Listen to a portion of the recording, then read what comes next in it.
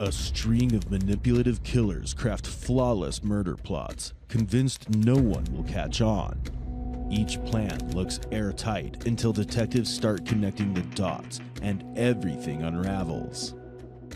I didn't see that, but Nick said he did. And he mentioned killing him to end that. And I said, that's crazy, that's stupid, what's you saying? I really loved him like a father. This is Jackie Edison, wife of Nick Shaughnessy, who finds herself at the center of a murder investigation. As she's brought into custody by the detectives, the truth behind a horrific death begins to unfold. It all started with a 911 call from her mother-in-law, Corey, on March 2nd, 2018, reporting the death of her dear husband. Does it sound like your husband? I don't know. Okay, do you think you possibly shot your husband? I don't know. Oh, God. Corey, take a deep breath. You're doing a great job, okay? The police are on their way. The detectives were stunned to find multiple suspects and dark secrets that set the stage for a complex investigation. Has he ever directly asked you to kill his parents? Yes. I don't understand how could you kill somebody and not have any emotion about it? And you actually killed him. I was just in the situation. I'm devastated. I cannot sleep at night. What is that? Was Jackie an innocent person or the true mastermind behind this horrific crime? As the detectives dive in deeper, the Shaughnessy couple reveal itself to be a case of escapade and extortion. As the detectives press on, a web of dark secrets starts to unravel.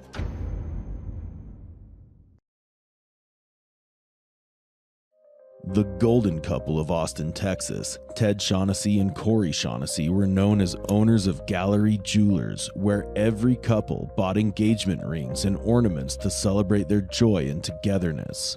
But tragedy struck when Ted's own life was put to the ultimate test. When the Travis County Sheriff's detectives, Paul Sallow and James Moore, entered a scattered home that resembled a war field, they had a serious impression of robbery. But there were no signs of theft. And to add on to the absurd setting, there were no enemies to blame. But there were many unanswered questions, like who had leverage on Ted's death. However, just as the investigation started, their assumptions faded when they found something gruesome beyond their imagination. On March 2nd, 2018, 55-year-old Ted Shaughnessy's lifeless body was found shot dead in a pool of blood near the kitchen table. A window was left wide open at the side of the house and the floors were painted with blood. Springfield .40 and .380 caliber bullets were sprinkled all over, indicating that there were two intruders who had caused the carnage. March 1st, 2018 was a random day of rush and routine for the Shaughnessy couple until they heard a violent shootout by the window that terrorized them. When one of the shooters advanced to their bedroom, Corey had immediately reached out to 911, hiding from the closet. Ted and one of their Rottweilers, Bart, was found dead, giving in to the horrible cries of Corey. Is it just you and your husband in the house? I gotta go out there. No. When the detectives investigated the crime scene, they found it odd that the killer navigated the place as if it was familiar, which raised suspicions. This led the detectives to suspect people who knew Ted and Corey well or have been in the house. Corey Shaughnessy, co-founder and wife of the gallery store owner Ted Shaughnessy, was drawn to the center of investigation. I didn't hear anything until the dog started barking. I was gonna die. I really did. Will you be able to tell if I shot somebody? Yeah, I mean, that's something that we may be able to learn. Corey had raised her own red flags by being the only beneficiary to all Ted's money and $1 million life insurance. When they did not find anything to testify against her, she was eliminated from the suspect list. Ted's adopted son, Nick Shaughnessy, was 10 miles away from the crime scene. He had driven himself to the location along with his wife, Jackie Edison. Upon inquiry, Nick suggested a few suspects who could be involved, and the detectives were firm to get to the bottom of the crime and dig out the truth. The detectives went on a frantic search of Nick's home, though the CCTV cameras at his home confirmed his alibi of being away from the crime. It also provided them the answers for all the questions behind his father's mysterious death. The recently deleted texts of conspiracy and concealed plans by him were discovered by the detectives through Nick's Minimac. What was even more shocking was they had found the same bullets that were used to kill Ted at his home. This information incentivized the detectives to take a closer look at the case, which led to opening new doors leading to multiple suspects. From the beginning, detectives had their suspicions towards Nick for a number of reasons. Nick's over-the-top casual behavior, his eagerness to provide an alibi, and his overt interest to contribute in the investigation made them question his authenticity. Jackie, on the other hand, had some red flags too. Her sudden withdrawal of $1,000 just days before Ted's death brought the couple's alleged involvement with the crime into the limelight. Something that might be able to help you out if you want to rule with her and I, my home security system, I alarm it every night. I have cameras that show my entry and exit that I can view via my phone, if that helps. The detectives then invited Spencer, Nick's best friend, for questioning, and in the interrogation, he revealed a few facts that confirmed the suspicions of the detectives. He said, after my parents go, I would have $8 million. Has he ever directly asked you to kill his parents? Yeah. After Spencer spilled the truth in the interrogation room, the detectives also found CCTV footage that had intimidating evidence against Nick. Step by step, detectives were getting closer to the truth that Nick had been desperately trying to keep. Nick's interaction with Johnny Leon and Cameron Vosbeck of Renewal by Anderson, a window company, led to the ouster of murderer. He thought that he had orchestrated the perfect crime, unaware that he was walking straight into his own trap. When the detectives arrived at Cameron's house for inquiry, a surprise twist cleared Cameron's name from the crime. His wife had stated that a mysterious man named Johnny Leon had come with an offer of money to commit the murder of a jewelry store owner, but her husband turned down the deal, eliminating him from the suspects list. Upon further investigation, it was found that Nick and Johnny Leon had joined hands with Arian Smith to execute this crime. I'm not gonna lie to you. If Shaw offers you $100K, you don't think about it. He's luring you into this to commit murder. I'm just telling you, we know you're involved in this. You know what happened. You know I'm involved. Absolutely. There's no doubt. Then I hear some shots come from the bedroom as well. And then I heard a woman crying. And I said, please don't do it. Please, let's just go. Please, leave her alone. Let's go. Let's go. Please, just let's go. So after I say that, he takes off running and I follow him. Nick orchestrated the entire murder and used these two people to gain a lump sum of $8 million. Ted was a positive influence on his family and had been a strong support system for the family's independence. Never did he imagine that he adopted a killer who plotted one of the wildest murders for him. And this is the moment where the trust of the mother was broken by her son. She was oblivious to the fact that the very people she trusted were the ones who were involved in the death of her husband.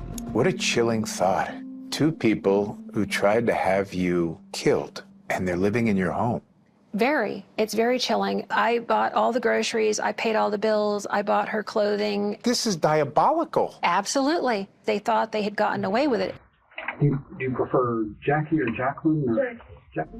When Jackie was arrested and brought under custody, she gave out the reason behind their evil actions. Do you prefer Jackie or Jacqueline? Or Jackie? Shortly after we got married, he asked me if I would stay with him if he ever murdered someone. I didn't see that, but Nick said he did. And he mentioned killing him to end that. And I said, that's crazy, that's stupid, what's you saying? This isn't you, you love your parents, like, we visit them every weekend, we have fun, we're family. I've always wanted what I had with them. I didn't think Nick really had it in him to even think about it. And that's why I never took it as seriously as I should have. So other than his dad, him thinking that his dad was miserable, what other reason would he have to do? He knew that they had a $1 million life insurance policy each, but he told me it wasn't about the money. Well, Nick, let's hire somebody to kill his parents. Yeah. I was like, well, I mean, we can't even afford to pay half. And I said, well, okay, maybe they'll do it for 10. I wanted to shut him up. I was playing his game. I never took it seriously. No, I went with him. You know, he wanted me to go with him, and I was like, yeah, sure, whatever. I know he's not going to do it. And if he is going to do something crazy, then I'll be there to make sure he doesn't do it. I tried to stop him. I think his mom gave him $30,000. The detective's concern about Nick escalated when Jackie shared details about a heated financial dispute between him and his mother. The interrogation was uncovering hints of a chilling scheme with Nick at the very center of it. There was a period where my mother and I, there was a financial dispute, and it was like, we figured it out, talked, sat down, did everything out, figured it out. Jackie was provided with a reduced term of punishment, while Nick and his partners were found to be the main culprits. When the detectives finally visited Nick in prison, he confirmed his participation in the homicide of Ted Shaughnessy. He said that he and Jackie had figured different viewpoints to frustrate their attempts, and he was highly manipulated by Jackie to make a dreadful decision. I'm not going to sit here and say that I didn't do this. I'm not going to play a victim card. I most certainly played my role, and I wholeheartedly regret it. Did you hire people to go kill your parents? Yes, Jackie and I participated in multiple aspects to Never mind participated in multiple aspects. Did you pay these two men to go kill your parents? Yes. Jackie Edison was given a sentence that was reduced by 120 days and a decade-long probation for her intimidating tactics that instigated the murder. Nick got 35 years, the hitman got the same, you got 120 days. Are you getting away with murder? No. I think that it's fair. I think it accurately reflects the level of involvement. All the substantial evidence that stood against Nick Shaughnessy, along with the two hitmen, were verified, and they were sentenced to life in prison for a period of 35 years. It is so hard to understand that money could make you decide to do such a thing. Sadness has consumed our family and always will. The anger, however, has taken over and may never subside due to your selfish decision. In the end, the victim's family condemned that the pursuit of wealth and selfish desires had been a motivating factor behind the unimaginable crime. Right up until the end, Nick and Jackie maintained their own side of the story until justice was served. I know that I'm here because of those actions. Nick, at the end of the day, are you sorry for what you did, or are you sorry that you got caught? I'm most truly, passionately sorry for what I did. It was a very toxic relationship. Were you at all thinking, what am I doing? Of course. It was always in the back of my head, like red flags, like stop, don't go. The back of your head? Yeah. Why not the front of your head? I guess the validation or approval from Jackie. What Corey and Nick have both told us is that you were a partner in this murder plot. Yeah, I think Nick is saying whatever he has to say to kind of clear his name. And Corey is very much in denial about what really happened. You weren't in on this plot and not in it, no. Didn't get money out to pay the hitman. No, ma'am. The Shaughnessy family name of wealth and luxury was marred by devastating consequences. An insincere reconciliation of the family brought an end to its happiness. Nick apologized for his role in the secret killing of his father, but his regret came too late. The once renowned Shaughnessy name was now tarnished by their own destructive actions. I wish I could tell my mom how truly sorry I am, that this is not something I'm proud of, and I failed her as a son. It means nothing to me. In my mind, I am supposed to be dead. And so I'm a ghost, and ghosts can't speak. Do you still love your son? I love the person I knew to be my son before this happened. You love that 8-year-old boy racing cars with his dad? Yes. Nicholas and Jackie destroyed my entire world. They took my husband. They took memories. They took my business. They took everything I had that I cared about. Was it Nick's toxic relationship or his inherent personality that contributed to his delinquent behavior? 35 years of imprisonment for Nick, whereas the only one who was truly responsible gets 120 days. Was it democratic sentencing? Who do you think is more responsible for Corey's loss? Reliable pharmacy emergency, people down, 5900 South Penn, hurry, and one of them crooks got away. I got one, he's dead. This is 57-year-old Jerome Ersland, an ex-veteran and part-time pharmacist, reporting that his pharmacy is under attack by armed burglars. His voice might have been shaking in the 911 call, but the truth is that in an act of bravery, he'd confronted the burglars himself. All of a sudden, they're shooting, and I see all of this happening at once, and I fell back. They continued to fire, and then I started firing, and I took the one on the left, and I shot him. But the CCTV footage collected from the pharmacy showed something else. This is just the beginning. Jerome keeps fabricating his story, which continues to showcase him as a victim of a burglary that went wrong. How many times do you think you shoot at this guy that goes down? Probably 5. Okay. But he kept staying up. Okay. And I was afraid he was going to get the girls. However, soon Jerome will make a grave mistake that not only undermines his victimized image, but also calls into question his own sense of morality. I mean, how many times do you think they shot at you? You said 2. 2, I think. Each shot 2 or just 2 total? I think 2 total. Although Jerome's story sounds like a clear case of self-defense, as the investigation proceeds, the detectives will be shocked to find how manipulative he is.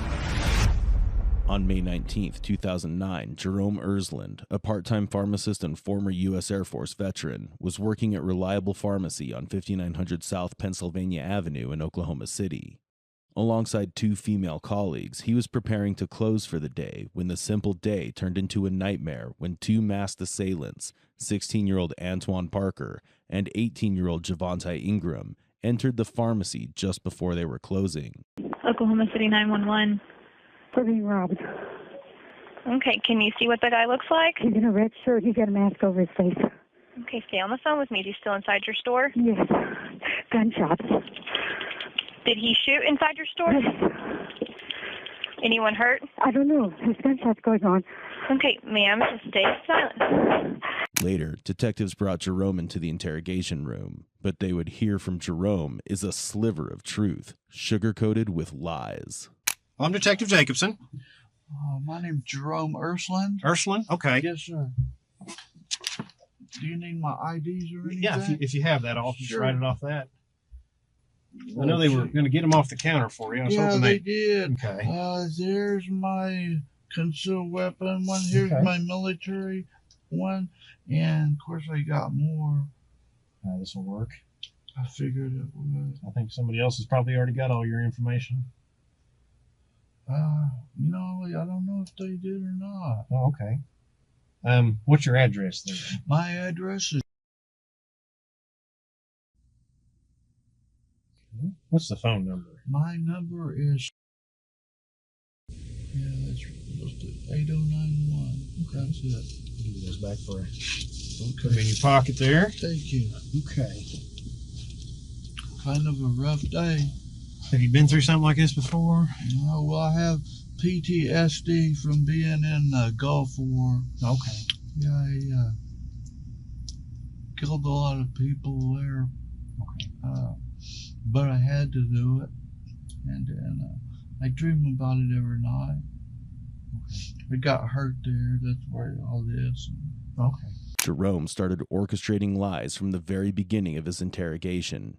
He was never sent to the Gulf War, and even though he served in the Army, his so-called nightmares and war injury are a complete lie. They operated on me 6 weeks ago on my spinal cord, and so that made me where my right leg wasn't paralyzed. But up here on top, I've got this T5 is what its number is, and it got blasted into thirds, and so the 3 pieces of that one vertebra are going around by my heart and my lungs and my spinal cord, and they can't operate. So you can't operate on it. So that's why I wear this.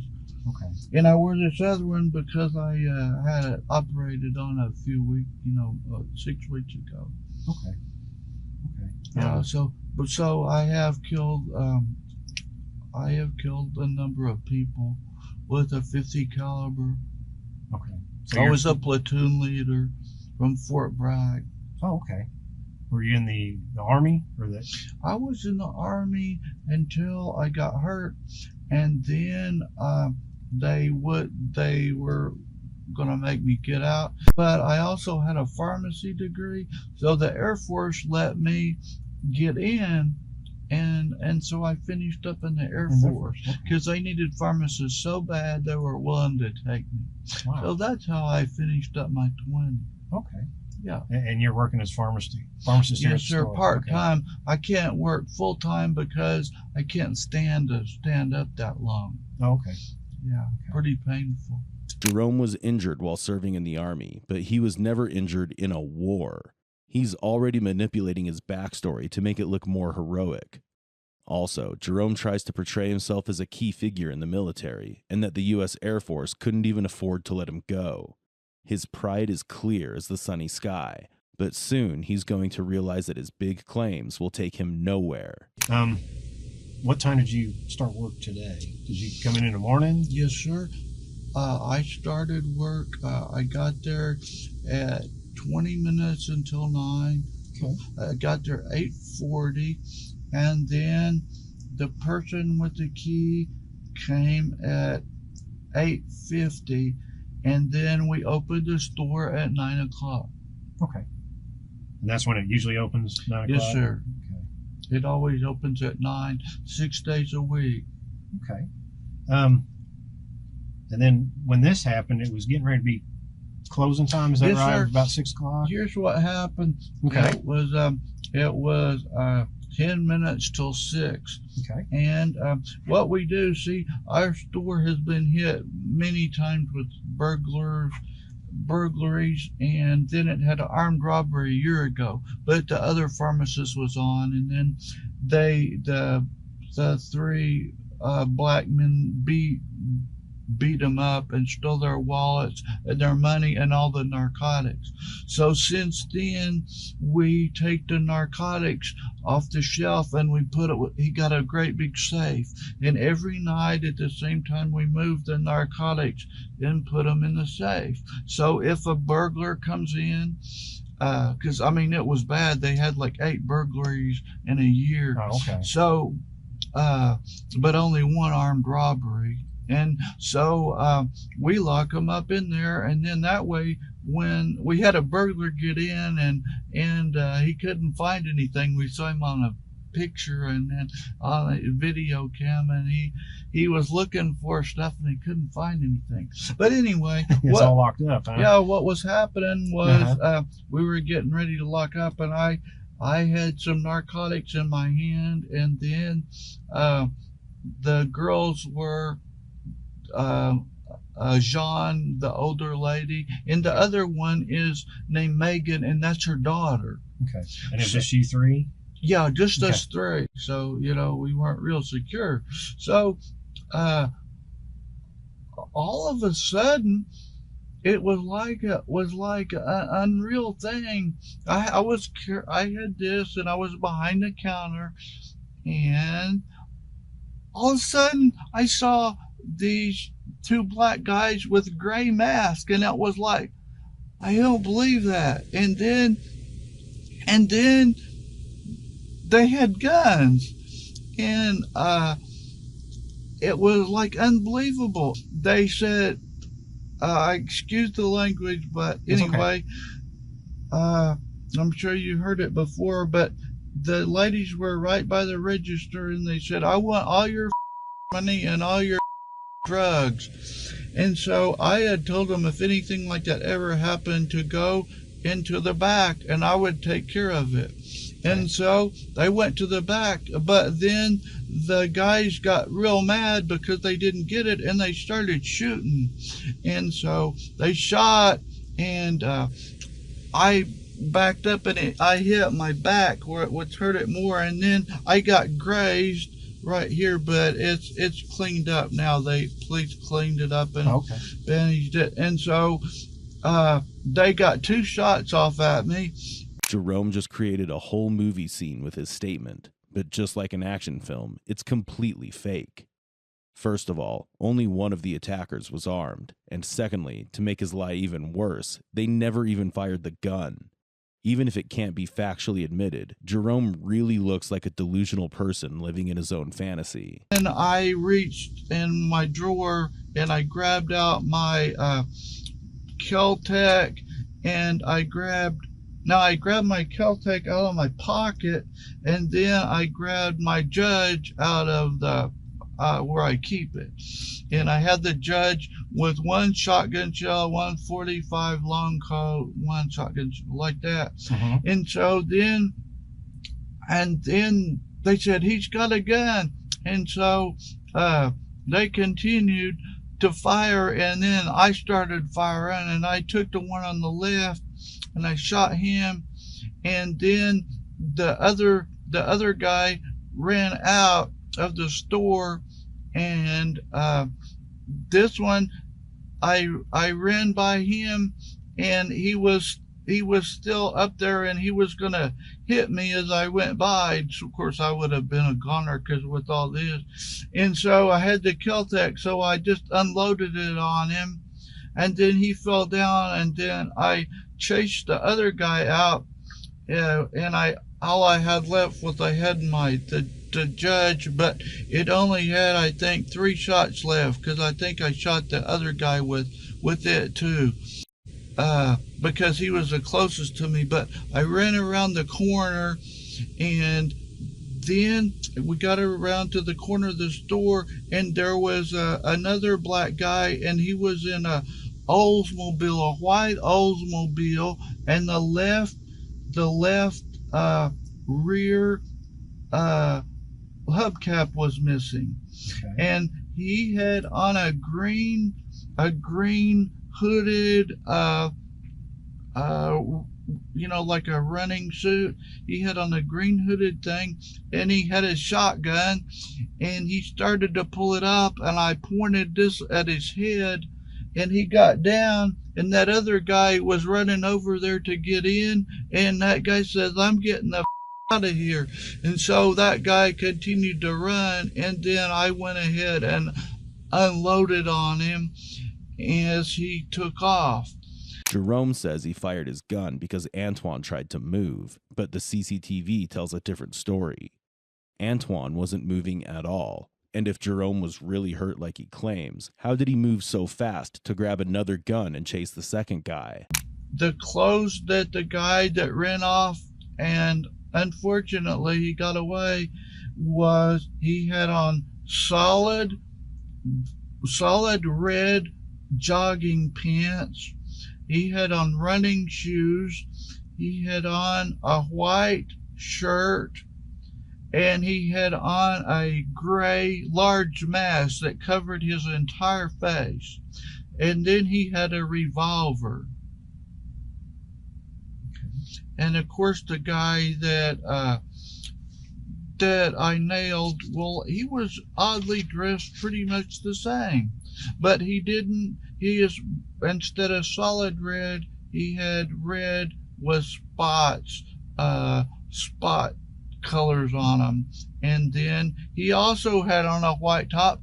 And the odd thing is the masks were made by the same person because they were both gray and they both covered the entire head. So I don't know what they look like. And the guy that was waiting to pick them up with the money and the narcotics that was parked over there, and the one that took off, I don't know what he looked like because he ducked down when he saw that I had the bead on him, and he didn't have a chance. I saw the shotgun. It looked to be a 12, and he was pulling it up, and it looked to be a short one, like a Mossberg 500 or a Maverick.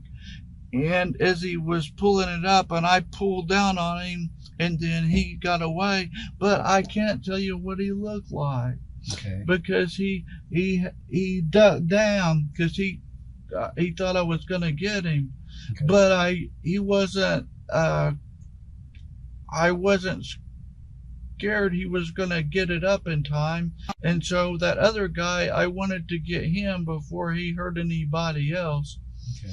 The one that ran away, and I used my last shot when he jumped over a hedge, but unfortunately my last shot was a shotgun out of the judge, and so it wouldn't go that far. Okay. So he probably has pepper, a 4-shot, he probably has little pepper shots on him, and it's all in the back as he's running. Yeah, it was his back.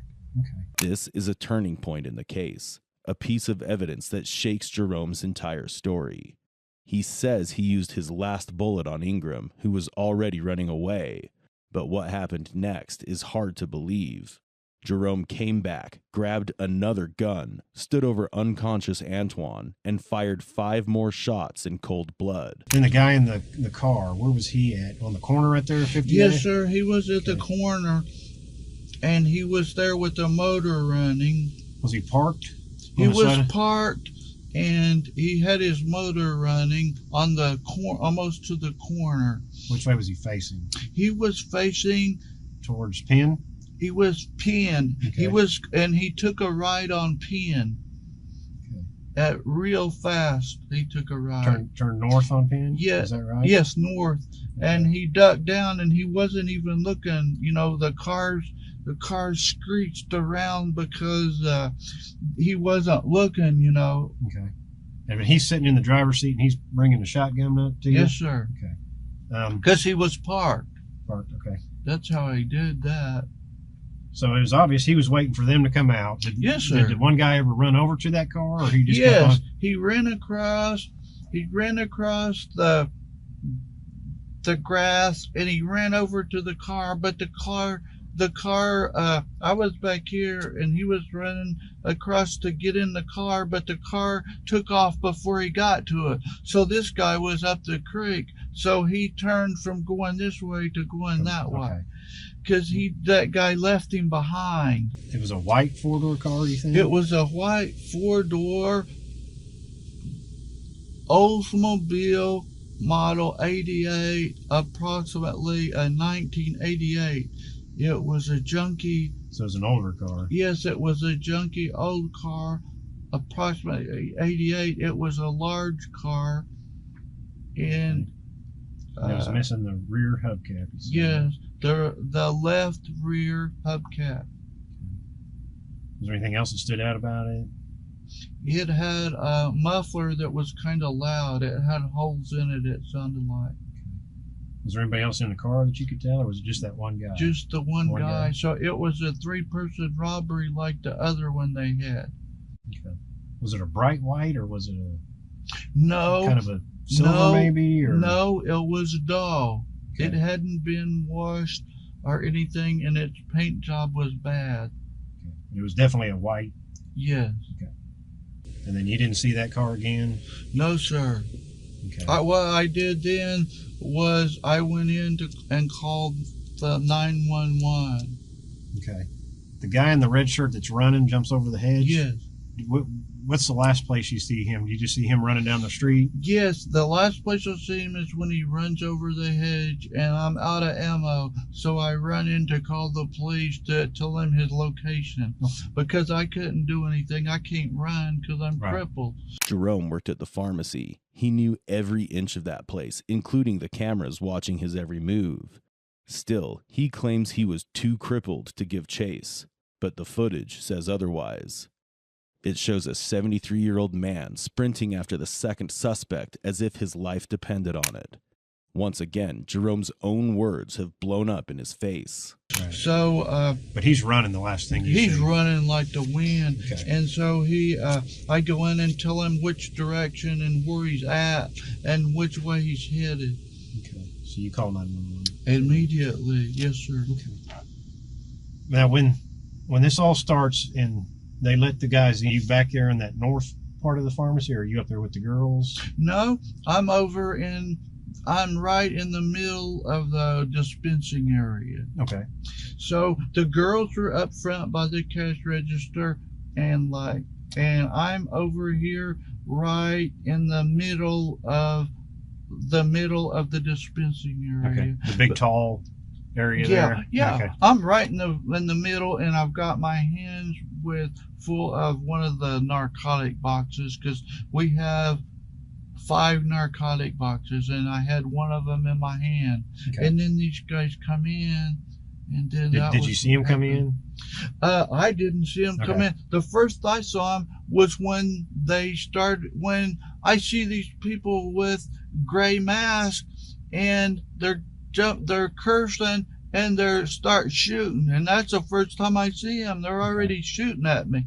I thought, oh gosh, I can't get to my gun in time, but they missed me. But are both of them shooting at you? Yeah. Both of them have a gun? Yes, they both shot me, and they shot high. Okay. Could you tell what kind of guns they had? Yeah, they looked to be like cheap revolvers. Okay, both of them imported. Yeah, okay. I would say imported, and I would say they were, from the sound of them, they were 38 or 357s. Okay. Were they black or silver? Okay, they were both black. Both black. Both black. Yeah. Okay. And the people were all 3 black. Okay. Jerome says he only realized the suspects had cheap imported guns once they started shooting, but the cameras tell a different story. He keeps spinning his lies, unaware that detectives already have the CCTV footage that catches it all.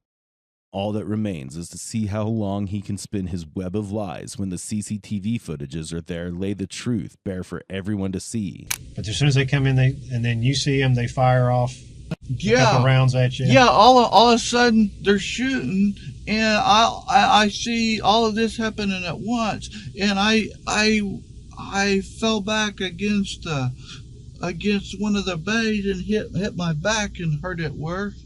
Okay.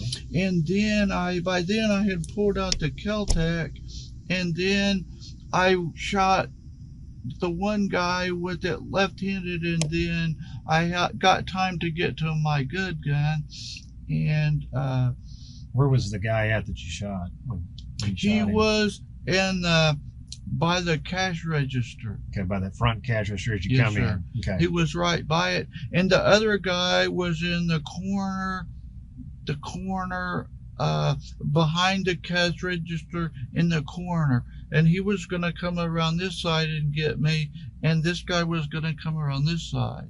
Okay, so they're both kind of coming around that register there to get in. They're coming around each way to get me like that, because I'm their only threat. Okay. And I'm the one that they figure's got the narcotics and knows where the money is. Right. And so they just figure they'll get me like they do all the other pharmacists in town. They go get the pharmacist and beat them up, and they get their money and the narcotic. And that's what they were planning to do, I'm sure. Okay. I'm positive. That sounds like it. Yeah. Yeah, because they both come around there. And you get that guy, and he goes down. He went down. And then the guy that's in the red shirt's coming around the other way. Right. What happens? You fire some rounds at him, and then he gets scared and runs out. Okay. Does he have to push the button to get out, or is the door just open for him? Well, that is odd. How did he get out? somehow he just busted out of it. Is there like maybe a latch there that he can push to get out, or? I don't know how he got out. Okay, that's fine. I don't know how he got out, but he got out immediately. Okay. I don't know how he got out. I was worried about the other guy because he was still a danger to me, so that's why I had to get him with the Kel-Tec. Detectives ask Jerome to recall the story again, knowing that he's weaving layers of lies. They often try to find out whether the suspect is adding additional information or to see if they're making changes to the initial story. As for Jerome, he's repeating his lies, but his recollection of the events are jumbled. As I was running out. Okay. So, but he goes down. How many times do you think you shoot at this guy that goes down? Probably 5. Okay. But he kept staying up. Okay. And I was afraid he was going to get the girls. He was staying up. So they went around that way back to the back office. Yeah, they went to they didn't go to the back office. They went to the back, the very back, which is, there's a refrigerator, and they went in the back room. Okay. So that's the best place. So nobody went in the boss's office. The middle office there. No, yeah. that's where they got put before. So they didn't want any part of that office. Okay. Let me see if this is a partner calling from. Hang on just a second. Sure. Hello? Yes. The detective got a call saying it might take longer to obtain the CCTV footage. When he relays the message to Jerome, there's no shift in his facial expression, but his hand gestures betray him. The tension is reflected in his body language. He must be hiding something from the detective. About that. They're trying to find, sure. Trying to figure out the video part of it out there. I guess Blake's the one who knows how to do that. Oh, maybe so. Okay. Let's see. We were talking about you shot at this guy that went down about 5 times. How many times do you think you shot at this other guy? 4. 4 times in the store? No, 4. 2 outside. And then? No, 3 outside and 1 in the store. Okay. And that's from, you're using the Kel-Tec on this guy? Yeah. And then you're using the judge on this guy. One other guy. Okay, so altogether, how many rounds do you think, just so we can get a count of? Okay, I shot 6 Kel-Tecs and 4 judges. Okay. 10 shots. And what caliber is the Kel-Tec? The Kel-Tec is a 380. Okay. And of course the judge is a 410/45 long coat. So you shot 4 of those, so 10 total. And then how many times do you think they shot at you? You said 2, I think. Each shot 2 or just 2 total? I think 2 total. 2 total, okay. It could be more, I don't know. You just remember 2 though. Okay, that's fine. Jerome's enthusiasm in his voice has now dropped down in tone. He's repeating the same words to the detectives, but not as confidently as earlier. Detectives have what they need, so now they are ready to close the interrogation. Whatever Jerome crafted to fool the detectives, it only worked against himself. Can you just, I guess you really didn't get a good look at the guy in the red shirt, other than he had on a red shirt. Just a solid red shirt? The one that got away. Right. He didn't have on a red shirt at all. Oh, that's right. It was a white shirt. Okay. And he had on red pants that were solid. The shirt was white, solid. Okay, that's the one you told me about before. Yeah. Okay. And then the one in the car had on a green. He had on a green hooded running top. Okay, like a sweatshirt kind of. Yeah, it was a sweatshirt.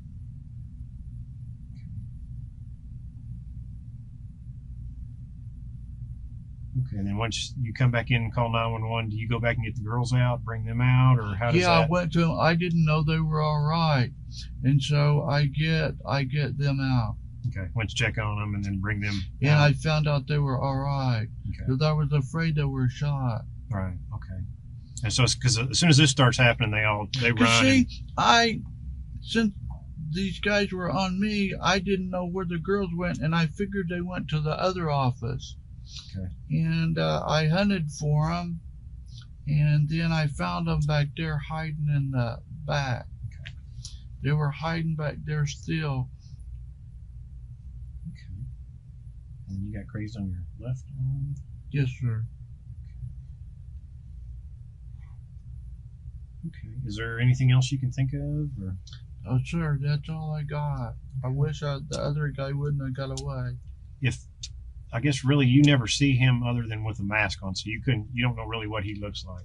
Right? No, I could tell their ages they were approximately, I would say 28 from their voices and let me just stop it. Yeah. Okay. Okay, and you think it was just those three? You don't think there's anybody else probably involved that you? I don't think so.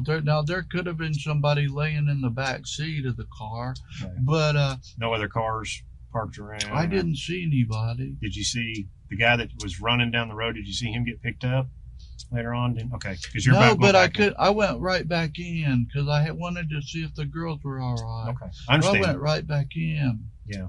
Okay. Okay. You never saw the white car again? No. Okay. It went off north on Pennsylvania. Okay. And these guys you didn't recognize from maybe of coming in earlier that day or anything, so like casing it out or anything? Okay. No. We have people that walk back and forth sometimes, and I think they're casing the joint. And whoever it was, well, the guys, I believe they had cased the joint because they knew when to hit us. When our money was out, our money was all out and the narcotics were all out. So whoever, those guys, they knew what time we did everything. Okay, so they had a pretty good idea of what was going on. They had good intel. Okay. Let me go call my partner out there and see if we're about done out there. See if there's anything he wants to ask. Apparently, Jerome weaved his story with twisted lies and a sprinkle of truth wherever required. While some people, especially those who see him as an ex-veteran, argue that his actions were justified, others firmly believe he crossed a line. The district attorney and judge faced immense backlash for their verdict, but the public's response was divided. Many couldn't shake the feeling that Jerome's actions were far from justifiable. The debate rages on, leaving no clear winner till today. Defendant is guilty of the crime of murder in the first degree, and punishment is set at imprisonment for life. Signed, Barbara Mitchell. July 11th, 2009, Jerome Ersland was convicted by a jury. He was found guilty of first-degree murder in the state of Oklahoma and was sentenced to life in prison. He thought he was defending his life and the life of his co-employees. His attorney argued and repealed his client. Besides, Jerome also claimed that it was an unfair trial and was looking forward to the governor stepping in over a phone call from jail. The trial, there were 80 decisions made whether to overrule or not, and we lost 78 out of 80. And also, my legal team is filing an appeal, but they can't file it until after July the 11th when the judge sentences me formally. In November of 2014, Jerome was given the opportunity to apply for a chance to receive a lesser sentence. By that statement, do you indicate to us that you don't feel that you were guilty of murder in the first degree? No, sir, I wasn't guilty of that. Okay. He was not guilty of that. Well, you had a jury trial, as we understand, and you were found guilty of that. Why do you think the jury found you guilty of murder in the first degree? Well, that was because the judge let the prosecution have 18 witnesses, and he only let me use one. And so my whole defense only lasted 30 minutes. You want to take responsibility for the murder of the victim in this case? Is that what you just said? I want to be responsible for his death because it was my fault that he died. Well, that's pretty clear about it, but you indicated to us, I thought, I don't want to put words in your mouth, that you did not feel that you were guilty of murder in the first degree, and your explanation, I thought I heard, was that you were not allowed to present witnesses. Did I hear that wrong? No, sir, you were correct. So, what are you guilty of? Well, that would be for you to decide, sir. No, that actually has already been decided, hasn't it, Mr. Ursland? The what? That has already been decided. We are not here.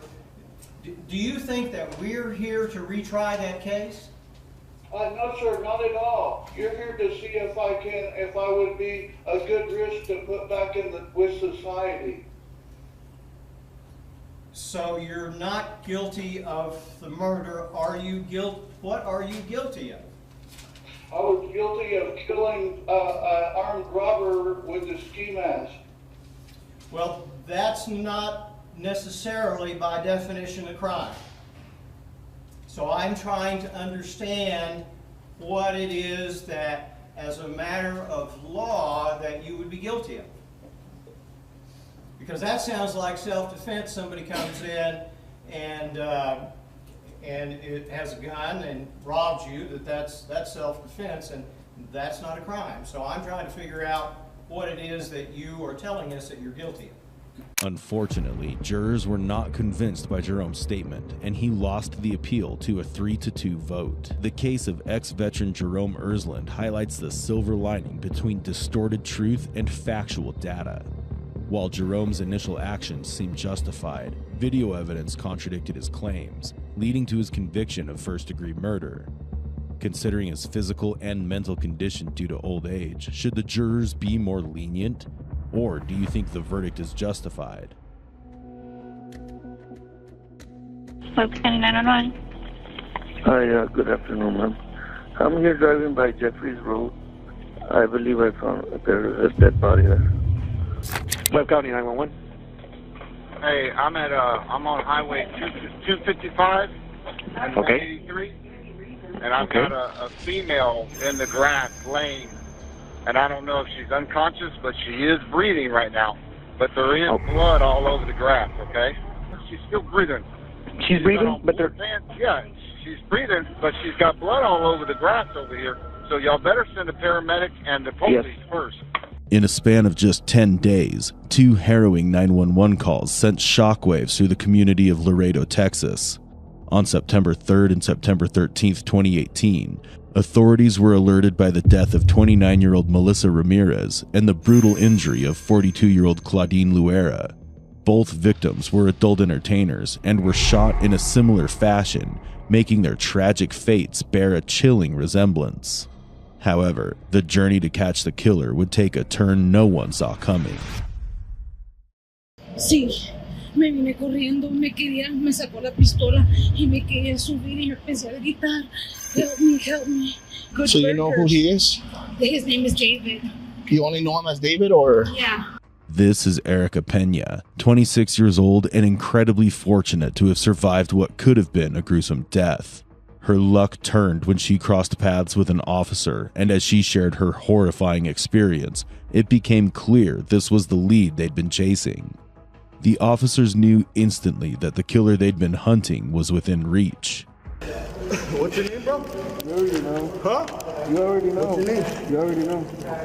Alright, let me see your face. What's your name? I got the picture. It's Simon. What's your name? Huh? What's your name? Take your shoes off. Hey. Hey, pick him up. Pick him up. Get him up. Get him up. Let's go. Put him next to me. Sit him right here, please. The arrest of 35-year-old David Juan Ortiz marked a significant breakthrough, but moments before his arrest, the police received another 911 call. There's a body. I didn't stop because I have my baby with me, but there's a person laying on the ground right underneath the bridge.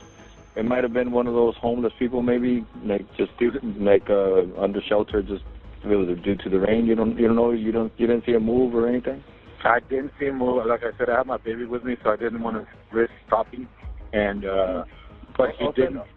He was in an awkward position also. He wasn't under the bridge. He was on the actual road. Tragically, another victim was found lifeless, identified as 35-year-old Griselda Alicia Hernandez Cantu. All this seemed worse than could be imagined. However, it was just the beginning of a chilling incident filled with unexpected twists.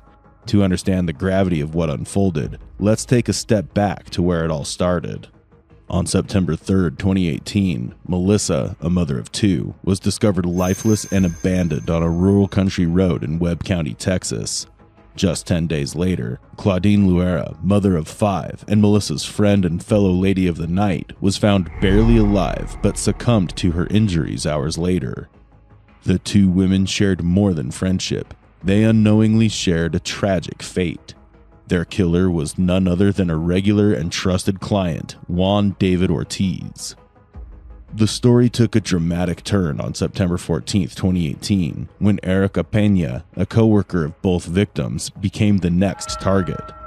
When she confronted Juan about Melissa and Claudine's disappearances, the predator revealed his true nature, threatening her with a gun.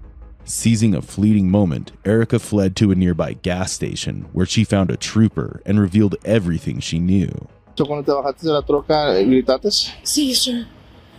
Okay. ¿Y no te acuerdas? Una Dodge Blanca vive por aquí. ¿Sabes dónde vive? Sí, sí. Si me llevo ahorita más o menos sí puedo dar, sir.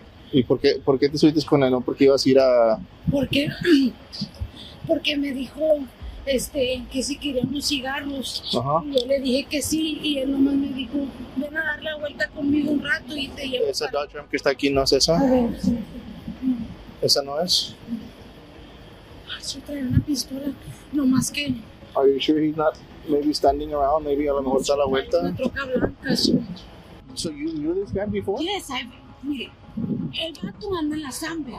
Ajá. Y varias veces me ha levantado. Ajá. ¿Verdad? Y me ha dado dinero. Es que yo no lo había visto. Okay. Una troca blanca. Yo no lo había visto y hace ratito lo vi. Okay. Y él me dijo, ¿quieres unos cigarros y una beer?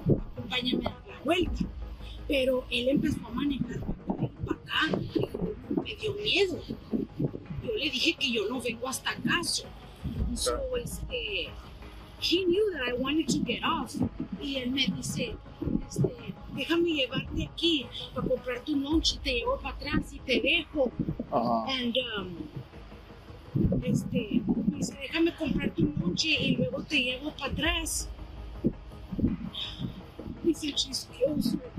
The police launched a frantic search, tracking Juan's truck, while Erica provided critical guidance to lead them to his house. When they arrived at his house, Juan wasn't there, but to their shock, they discovered several weapons he'd hidden there. When they found his truck and confronted him, his unexpected reaction left them stunned. Stop right there! Stop! Stop! Stop! Stop! Stop! Is this your truck? Is this your truck? Okay, all right. Turn around. Turn around. Get on your knees. Turn around. I'll explain to you right now. Turn around. Okay, I'm gonna explain to you. Okay, Bradshaw, I'm gonna do the talking. All right, sir, we got a positive ID with this truck right here is matching with the potential, with the murders that's been happening within the past 2 weeks. We wanna do an interview. We wanna do some questioning. We just need for you to cooperate with us, okay? All right, fine. Make my way. Just turn around and make my way this way, okay?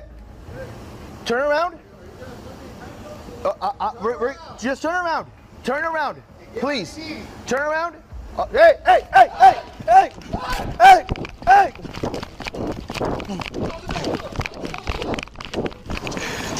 No, bro. He went inside here. He's in here.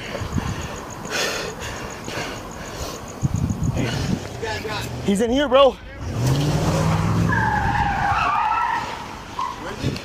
He's in here. We don't know.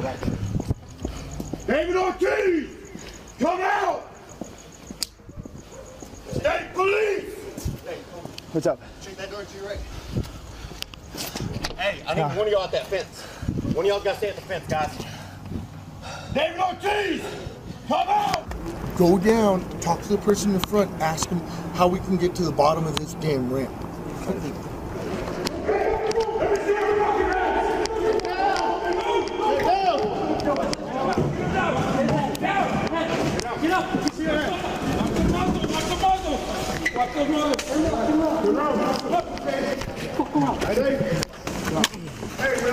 Let's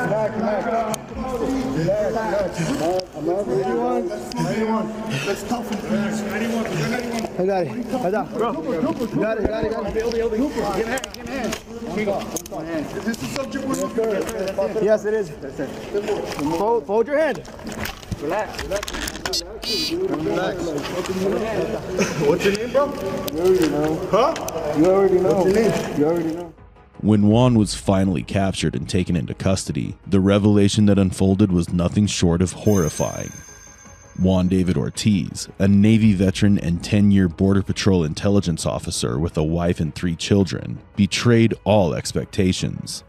The man entrusted with safeguarding lives became the one to take them. However, his horrors didn't end there. The chilling revelations that will emerge gradually will shatter everything. Why are we here? Yes, You were in the military también, ¿verdad? 8 years active duty on with this. Were you having any issues with the military? I got a PTSD. They put me on paroxetine, which is Paxil, for anxiety and depression. Okay. You guys want to write it down for Paxil for anxiety and depression. They put me on Divoprox for irritability and anger. Okay. They put me on Trazodone for sleeping due to nightmares. Okay. They put me on gabapentin for migraine headaches. They put me on another one, I don't know the name of it, for that's the high blood pressure. And I was squared away until I started going to the VA and my life was so I have never been arrested in my life. I have never had that. I'm sure you guys are able to America. Going to the VA of my life got me here. They had me on this 12-week program where I had to go talk to a psychologist. I've seen a psychiatrist a bunch of times. You don't know why you ran? I went into the restroom at the gas station. Okay. I came out and I saw a trooper, another trooper, and one that had his rifle. Put your hands up. Okay. And I was like, don't put your hands up. Put my hands up, and I go, sir, you're freaking the fucking crap out of me right now. I don't know what the fuck's going on. Okay. Sir, right now, are you the owner of that truck? Yes. Truck. Don't fucking move! Like, don't move! You go like, turn around! Like, turn around? And took off running. By offering the police insight into his mindset and what drove him to commit such atrocities, his emotionless demeanor highlighted a disturbing absence of remorse.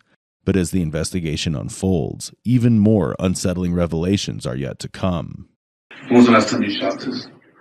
I don't remember.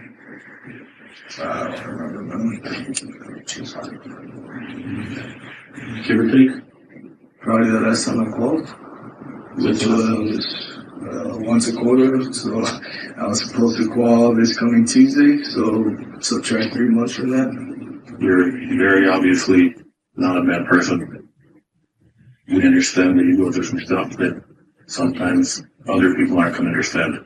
And I'm asking you to explain some of the stuff that happened and why you feel like you need to keep referring to us like we should know this and we should know that. I don't know what you're referring to when you say that. But I do know you picked someone up earlier. That I do know. Wait. Huh? I don't know where you picked her up, but I know you picked someone up earlier. Into your house. I know you took it to your house. She was able to describe your house, your address, the inside of your house, your backyard, describe you by name. I mean, it'd be kind of hard to say, that's not my truck. Oh, okay. Yeah, on the video. Can you explain to us what happened in there? You were there. Okay. And you were there with somebody you knew. Somebody you did it before, somebody you talked to before, somebody who knew you by name. Yeah. Say something got out of hand. A little bit of a disagreement in there in your car. And that's why we're here. So, I'm gonna go to the thing. So can we get to that? What happened? Was that person in the car? I don't recall it. I'm pretty sure you do. And I'm betting that's why when the troopers, that's why we were looking for you.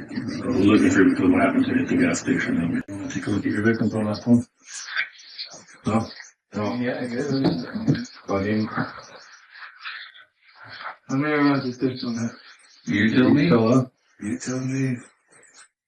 You're the one who did it. That's what she looked like before. I've never seen that happen like that. Never seen her either, right? You're saying me, I'm not saying it. Well, okay. I don't care.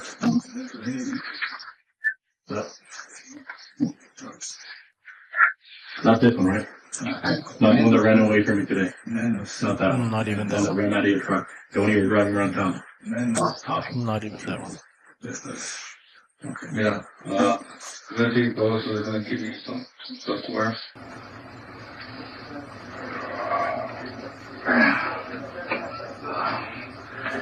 Hey, who's the trooper I smoked, man? The trooper that couldn't keep up with me, dude. Tell him he needs to work out some more, man. Two of them.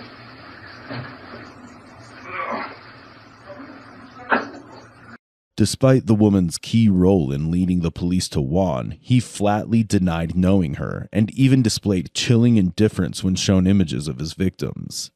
After hours of unsettling calm and Juan mocking the troopers who chased him, he finally decided to confess his crime, revealing a disturbing motive that seemed too odd to be true. It all started, please take this off. I'm not gonna attack you. Break the road. That's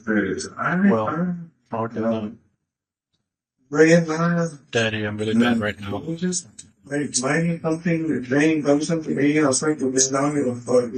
I'm really bad right now. Like, okay, let's run. So we're going, start cruising. Some money to get something. There's $20. Melissa goes in. That was like roll, like they're in and out making fried chickens. The mente sale. She goes in and comes out. This is another. He's like, Hey, dude, wake up, dude. Come on, get up. The dude. After a while, I'm like, yeah, I'm just driving around again. I dump her, and they're gonna say I did something to her. They're waiting. No, but then Erica's probably with her. Like, dude. So I get 35 north and he's driving. And then I'm just driving. I exited at the 18. It's not the rest area. Where the rest area is at? But stop. Can stop. With my friend Jeffrey. How much did you cut out an assault? Did that go? Happened. You guys already know the rest of it. I knew, with not that it's able to, I did not plan. I know you know what, dude? You know what? I knew that shit might be spring a moment. That's the truth. That's the wrong with them. Did you pull her out of the truck or shoot her out in the street? Shut on her home. That she got there. What car we do? I come there. An idiot or what, dude? So,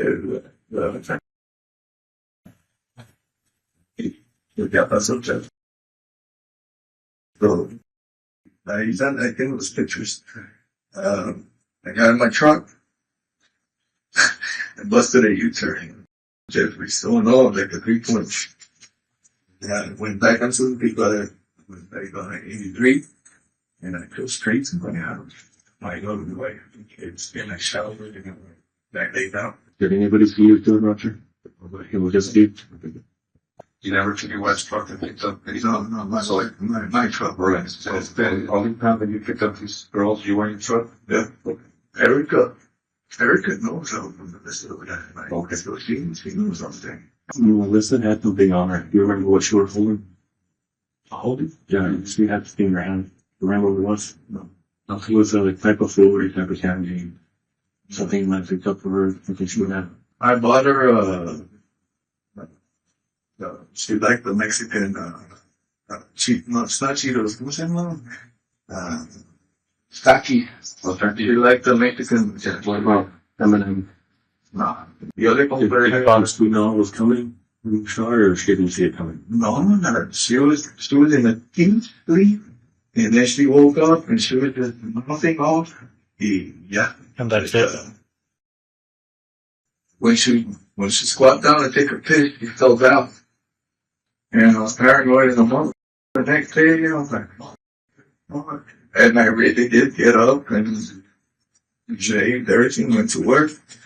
So then I felt bad. But then I told myself, I tried to convince myself, do the pickup. Like, I was told you had 8 kids, but I'm not sure what it was. I was told you had 8 in there. The state has custody of them. And I was just telling myself, do this chick.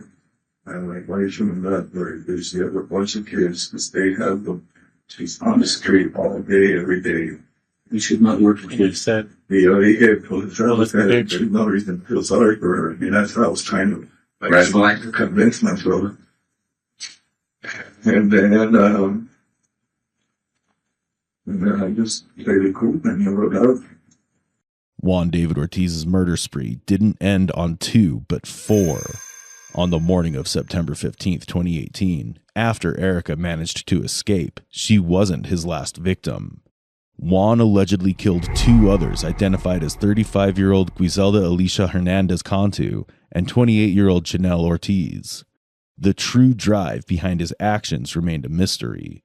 All he ever said after confessing his crime was that he just wanted to clean up the streets. I'm working on that pickle cane.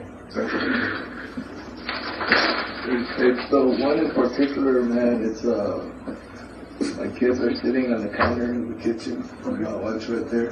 It's that one in particular. The kids are sitting on the kitchen counter, and my wife's right there. Perfect. Thank you. It was bitterly ironic that Juan, who showed no regard for the children of the mothers he killed, now begged the detectives for a glimpse of his own family, blind to the voids he'd left in other lives. As the story of Juan David Ortiz comes to light, it leaves us questioning, how could someone so deeply embedded in the system commit such atrocities unnoticed? While he claimed his crimes were the result of psychological and societal influences, how can such reasoning ever explain the brutality of his actions? 4 years later, on November 28, 2022, Juan David Ortiz's trial finally began. Following the 8-day trial, Juan was convicted of capital murder. On December 7, 2022, he was sentenced to life in prison without the possibility of parole. After hearing the verdict, the families of the victims finally got the closure they'd been waiting for. They poured out their emotions in heart-wrenching speeches. I'm Melissa Ramirez's sister-in-law. You took someone's daughter, sister, mother, and friend's life. How could you? She left her kids behind, and now their hearts are broken, knowing they won't be able to see their mom again. I hate you for what you did, and I can never forgive you, nor do I think God will. You deserve to suffer in prison and go to hell. I still mourn for my sister-in-law. Even though it's been 4 years, I feel as if it happened yesterday. My heart is torn apart knowing that I won't be able to see her, but to visit her in the cemetery. I've carried so much these last few years, Mr. Ortiz. The pain and anger have been the hardest to bear. Today, I am wholeheartedly letting go and letting God handle what my heart cannot. Forgiving is part of healing. Today, Mr. Ortiz, I am choosing to forgive you. Because I know in my heart that Melissa, Claudine, Giselda, and Janelle are resting peacefully in the heavens above. 911, where's your emergency? Hey, me and my fiance got in a little bit of an argument, and she took the keys to my boat and jumped off the boat.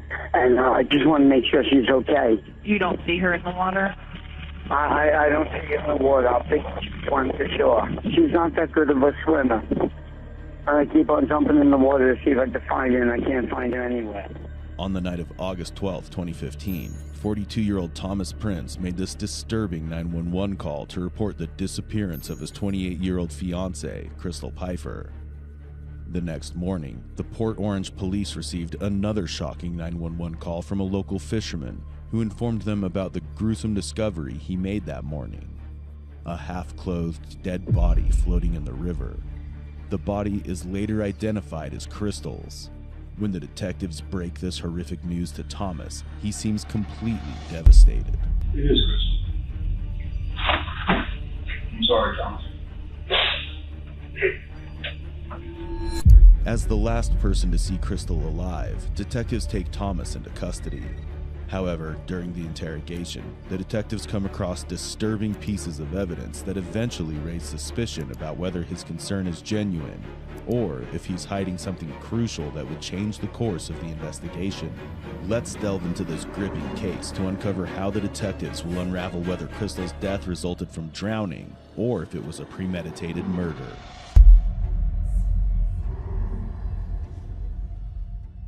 Can you fill us in From the beginning. from the beginning?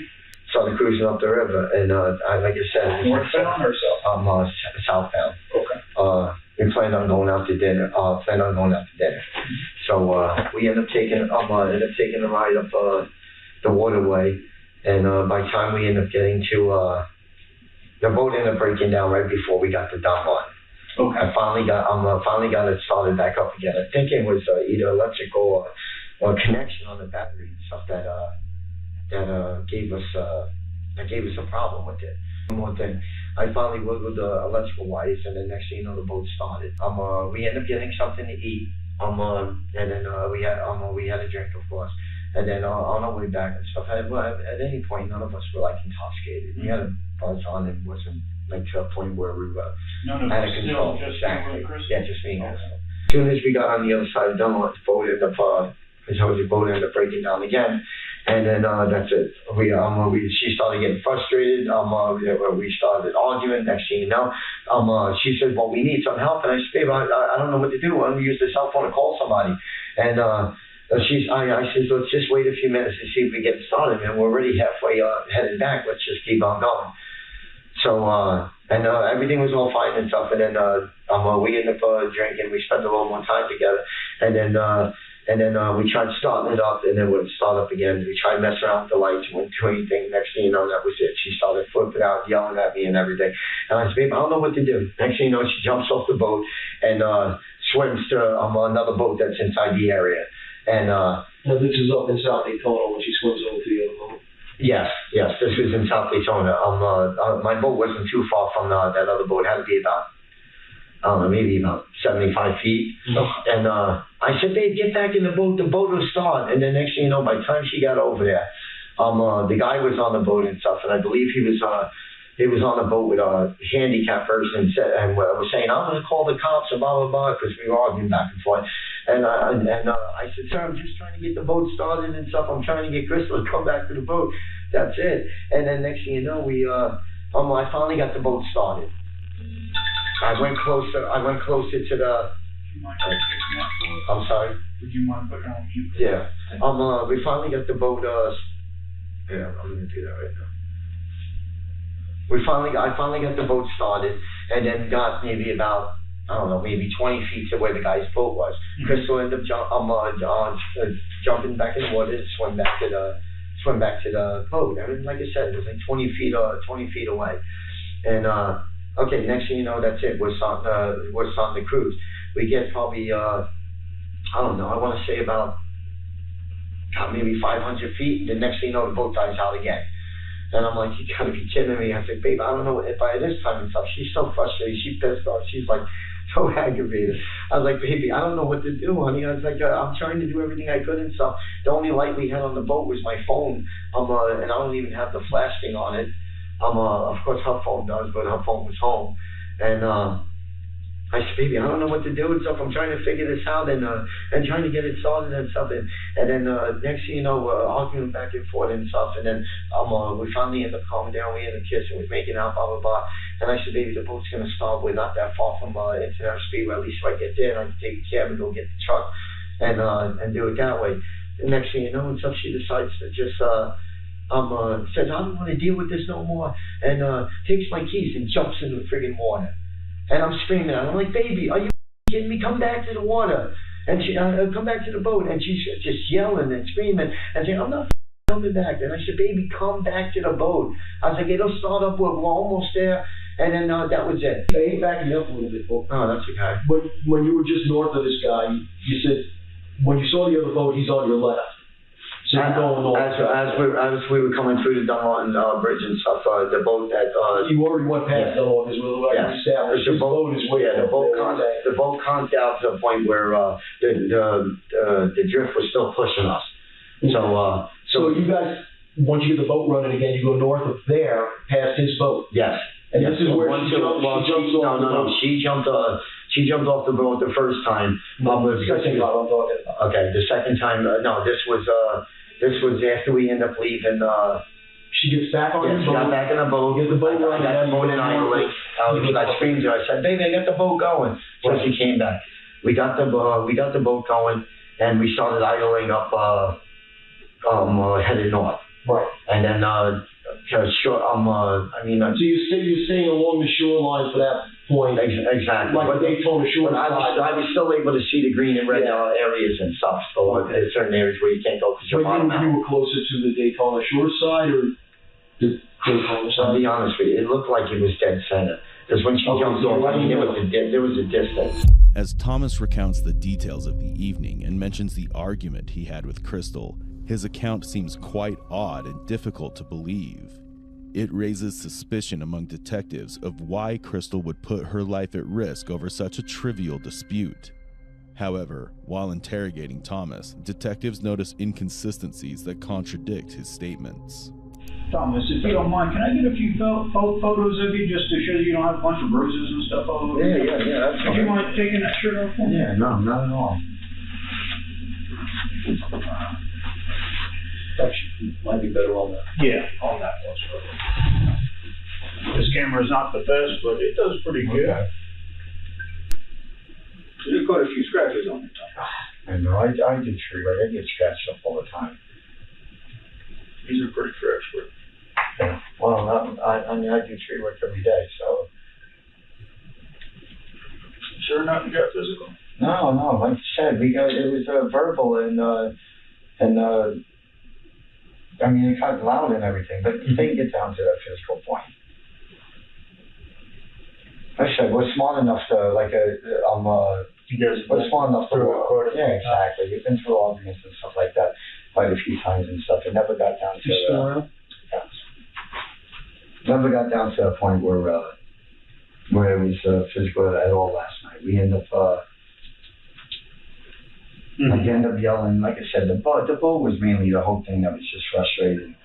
More her than it was me. I didn't know what to do. So right. Did you go straight from the house to here, or did you go somewhere else this morning? No, I got Fred to give me a ride to the South Daytona Police Department. Okay. And then I was in communication with Lori and Fred. And they told me that there was a crime scene over by Beachside, so I ran over there. What kind of crime scene was it, Thomas? I'm not sure. Fred said that Fred was the one that said that they ended up finding a body and stuff, and I'm like, are you kidding me? And so I ended up getting Fred next door to give me a ride because I was going to take a cab from my house to the South Daytona Police Department, and from there we end up. Instead, I got Fred to give me a ride. So we went to the South Daytona Police Department. And then, like I said, I was in communicating with Fred. He was telling me about the scene that was over on Beachside and stuff. So we ran over there, and the guy couldn't give us any information. And we ended up coming over here. I hate to break it to you, but it is crystal. I think you already knew that, though. I mean, if Fred and Lori went there and you're there, it's a crime scene, a body in the river, and Yeah, but they never gave any kind of identification or anything like that. That's why. It is crystal. I'm sorry, Thomas.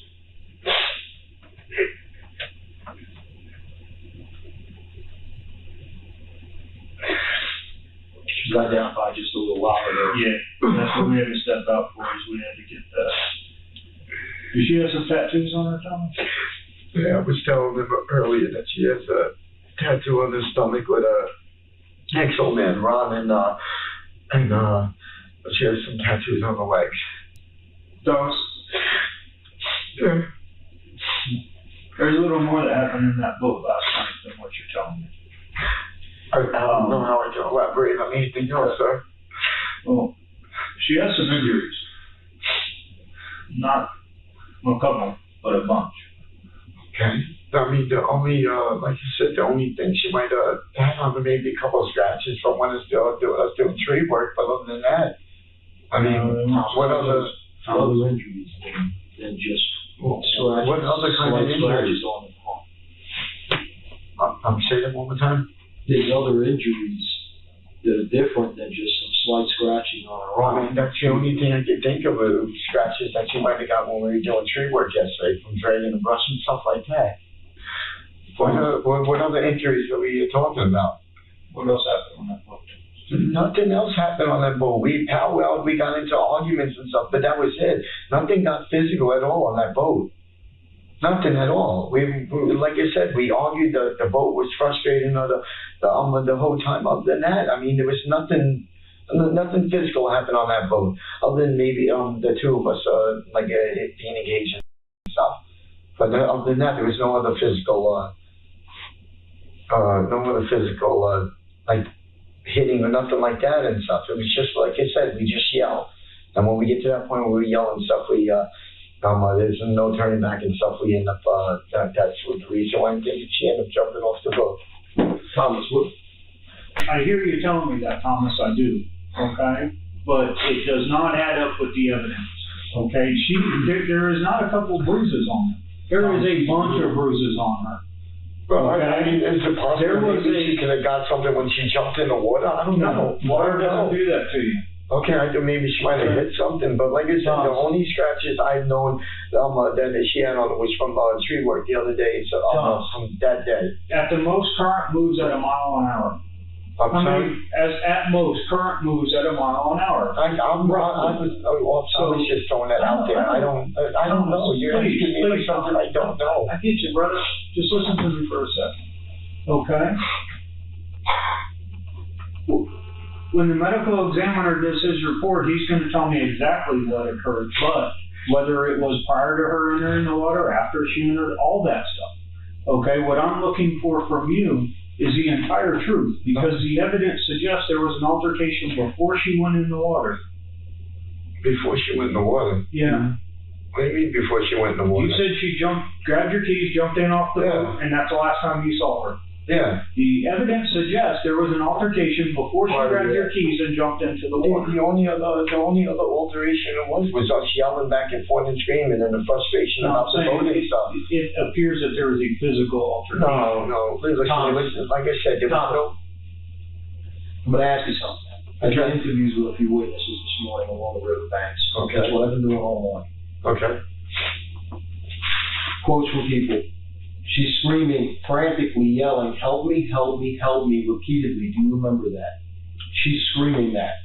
This is not like a single person telling you this. When she, there are police. You remember when she ended up doing that. Out. Okay, just hear me out for a minute, Tom. Okay. You got police out there. Okay, you know that. You got Air One up. You've got police on the riverbanks looking for this woman. You've got people scouring the neighborhoods and talking to witnesses and talking to everybody along the riverbanks. You have people hearing a woman screaming frantically, "Help me, help me, help me, help me." The same thing that the guy who owns the boat heard and drew his attention to your girlfriend swimming up to his name. Okay. Okay. She's in complete hysterics. Why would she be screaming, "Help me," if you were that close and you were not?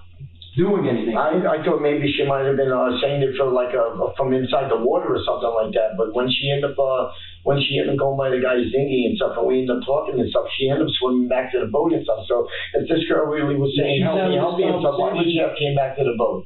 Conversation. That's crazy. I mean, maybe when she was inside the water swimming over to the thing, but like I said, nothing got physical at all on the boat and stuff. All we did was just argue and yelled about and mainly her about the frustration of the boat.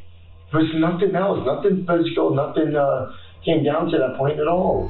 The detectives confront Thomas, confirming that there was indeed an altercation before Crystal's death. Although Thomas adamantly denies any physical confrontation, the detectives are certain that he's hiding the truth. Due to the mounting evidence, detectives shift their focus from viewing Thomas as a concerned husband to considering him the prime suspect. This is 911. You have an emergency? Okay, I'm on a sailboat out off of South Daytona, and a boat just floated by me, and a girl jumped out of it and swam over and called my dinghy and said people been beating on her. Did she look hurt? She told me they were beating her in the face and stuff. I don't know. I can't see her. It's dark down there. Well, look, I got a mentally handicapped daughter on board here with me. Who is this guy to her? She says it's your boyfriend. He's not following you, is he? No, he's just hanging out off the boat here saying, come on, come on. Okay. Just hold on. She just jumped in the water. Are you going back to his boat? Nobody's going to hurt anybody. Okay. Coming back over to the boat because she's afraid he'll hurt my daughter. He said he kept punching her in the head and that he hurt her hand. However, this was not the only evidence that led the detectives to suspect Thomas in Crystal's death. Other chilling evidence came into the spotlight.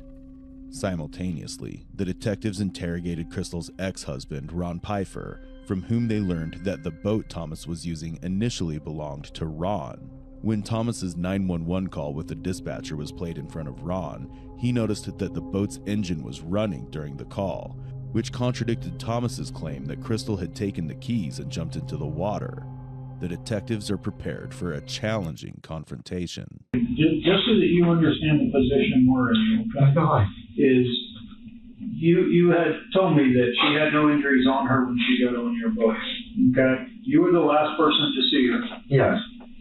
When she allegedly grabbed your keys and jumped off the boat. Okay. And now, once she's found, she looks like she went a couple rounds with Mike Tyson. And you're telling me that nothing physical took place? There was nothing physical that took place on the boat. I told you that before she got on the boat and you changed the story around on me. I said she might have had a couple of scratches on her from doing tree work with me. Other than that, What do you and stuff. mean I changed the story around on No, when you ended up saying this stuff, you said when she got on the boat she didn't have no bruises on it. Not bruises to a point. I did say that she did tree work with me and she might have had a couple of scratches on her. Maybe a arm or a leg or something like that. Yeah. But not to a physical. I'll paraphrase. Okay. She had no injuries. She had a couple scratches on the arm from tree work. Okay. Nothing else but minor scratches from tree work. No other injuries. That's yeah. I mean, Can I see your right hand again? yeah.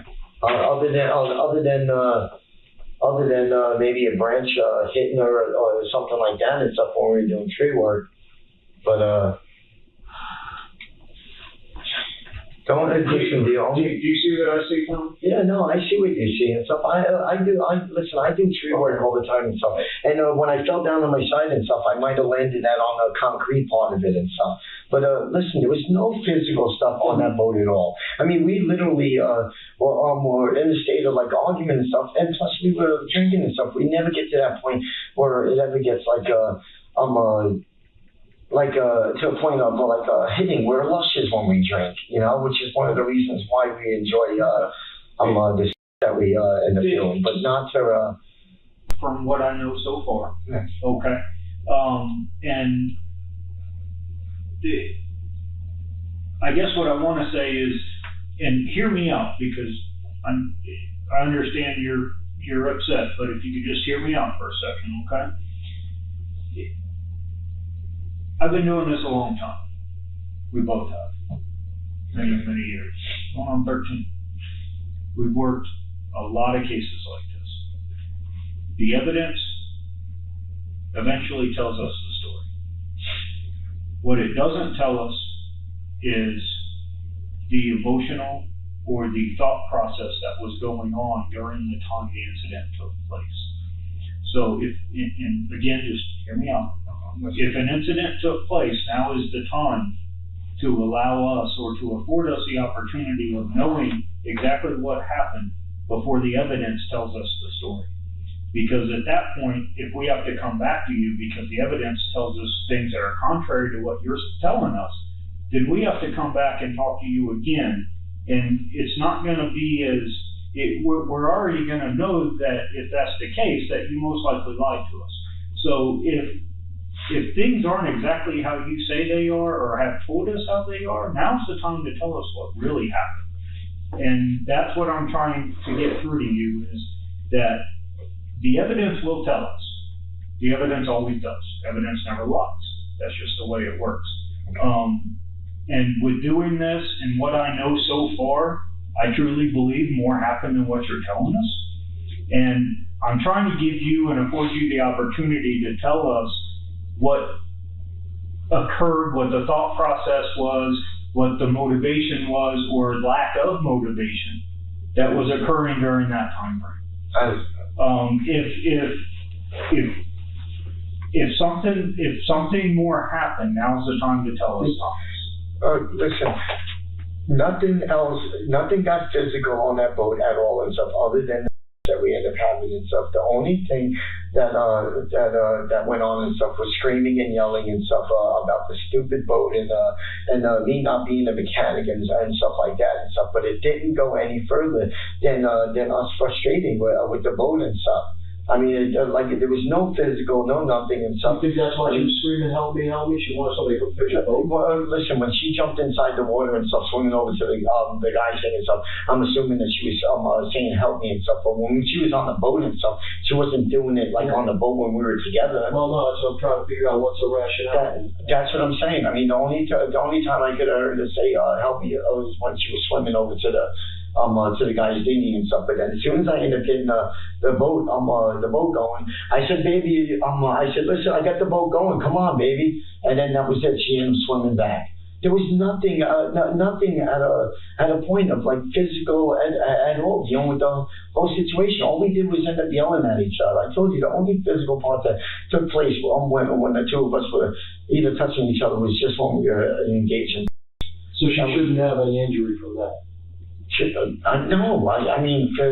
No, I mean, she shouldn't. I mean, she shouldn't. She should. No, I mean, she shouldn't. I mean, we have stuff like that all the time and stuff. Her body from that? Is she going to be hurt? Is she going to have cuts? Is she going to have? I mean, we have I explained that we have and stuff, but never to a point where any bruises or black and blues or stuff like that. Like we're not punching each other. You say put your hands around each other's neck. She's gonna have bruises from that. Smacking each other, grabbing each other tight, stuff like that. Maybe on the arms and stuff, or maybe around the neck and stuff. By your shoulders, from maybe like pulling it down and stuff, because we get that to that aggressive point and stuff, but not to the point of hurting one another at all. Later, forensic reports revealed disturbing findings. There was no water found in Crystal's lungs or stomach, indicating she did not die due to drowning. Additionally, marks around her neck suggested signs of strangulation, pointing to the conclusion that Crystal was already dead before being thrown into the river. Furthermore, Crystal's parents revealed that Thomas had been abusive in his relationship with Crystal. As this tragic case concludes, it urges us to reflect on how societal pressures or personal fears can prevent victims from seeking help or escaping abusive relationships. As Crystal's parents were aware of Thomas's abusive nature, had they taken any action before, they might have saved Crystal's life.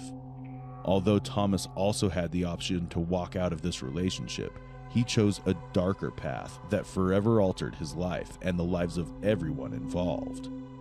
On October 27, 2015, Thomas was arrested and was held without bond in Volusia County Branch Jail. On June 9, 2016, after 6 hours of deliberation, the jury found Thomas Prince guilty of first-degree murder. Upon hearing the verdict, Thomas collapsed in the courtroom, which delayed the sentencing that was scheduled for that day. On June 15, 2016, the case finally reached its conclusion. James R. Clayton, the Volusia Circuit judge, sentenced Thomas to life in prison without the possibility of parole. The sentencing brought a sense of relief to the grieving family. He has a gun. I'm scared that he's got a gun in his pocket. He is not stopping. He is not stopping. I've told him over. Stop! Stop! The woman, screaming loud enough to bust open the eardrums, is 42-year-old police officer Betty Jo Shelby. She's performing her best to explain why she killed 40-year-old Terrence Crutcher, but little does she know that she's talking her way into the biggest mistake of her life. I've never been so scared in my life. Yes. Is that true? Yes. Just never been that scared. She pulled the trigger and shot the man in the chest without even clarifying if he had a gun or not. All this brings one question into light. Would she get away with murdering Terrence? And he goes to the driver's side. I've come around. And I just stop! Stop! Stop!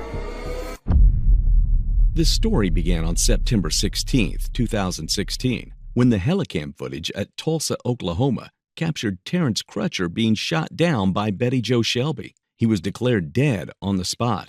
As the detectives later interrogated Officer Shelby, a trail of disturbing justifications began to unfold. Approach the intersection of 36th Street North in Lewis.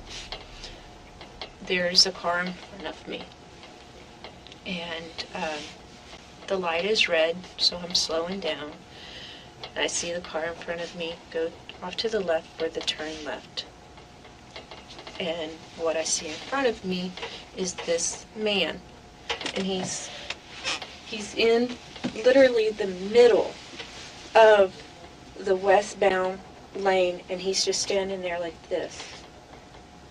He's not with his moving. with his head down. With his head down, his hands are beside, his arms are just hanging beside his legs, and he's just motionless. And so, like I said, I'm slowing down, and so as I approach, he looks up, he sees me, and he turns his body to the right. He's watching me because my car's coming up, so he's following me, and he begins walking to the north curb line of 36. Now, let me interrupt you, I'm sorry, but you're facing this way. Which I'm way facing west. Okay, so And he as is- you're showing him, I apologize. which direction is he facing? His body is facing south. Okay. And so my car is coming this way, from the east. And he's just motionless. He looks up, he sees my car, and he doesn't leave eye contact with my car. I thought, when I first see him, I'm like, what's up with this dude? Something strange there. People don't just stand in the middle of the street. But as he turns to his right, he goes to the north curb line. I thought to myself, okay, he's out of the street. I've got to go back my partner. So Can you describe him? He was very tall, black male, wearing a white shirt and some baggy pants. I thought that he was like maybe late 30s, early 40s. And very large. He's a very large man. I thought, man, he's like 300 pounds. My visual of him was about 300 pounds. And so he walks to the curb line. He just touches the curve of the corner where 36th and Lewis meet on the northeast corner. And he then walks to westbound to the cement center median, and he just stands there and he just watches me as I pass. And so I'm like, okay, well, he's out of the way. I'm going on. But it's that giving me, I'm like, he's on something. He's not being normal. Okay, I know that we as police officers see that look a lot. Do you have any special training that would enhance your ability to say he's on something? I'm a DRE. Which is a drug recognition expert. For those of us that don't know what that is. I'm a drug recognition expert. And how long have you been a drug recognition expert? Over 2 years. Okay, so you're certified. What does that do? What does that mean to somebody that doesn't know, like me? I don't know what that is. I went through a total of 5 months of training, not only to identify the psychomotor aspects of someone who is impaired on drugs, their physiology, their behavior, their signs, symptoms of being intoxicated on a specific type of drug, and it could be multiple drugs. So this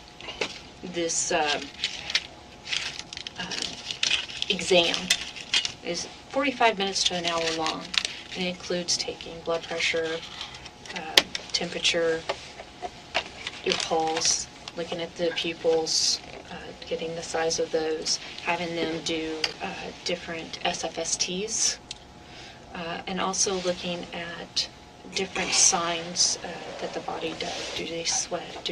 What's their behavior like? Are they really fast with the way they talk, or are they sweating a lot? So this is training you had? Yes. Officer Shelby attempts to justify her heinous actions by portraying Terrence as an evil, intoxicated man. However, as the interrogation deepens, the investigators uncover contradictions that cast doubts about her credibility as a responsible cop. Yes. It's a clinical setting. How does that relate to what you saw? What I saw was a person who was showing the signs of someone who was on PCP. It was this zombie paranoia type of behavior. Like he was distant. And I just got that part from right there, just the way he was looking, but he was looking, oh no, he was paranoid sort of look. But that was just the initial, I hadn't made contact with him. It was just, that was my thought. Someone who's just standing in the middle of the road, behavior that's not normal. And is that's what I see.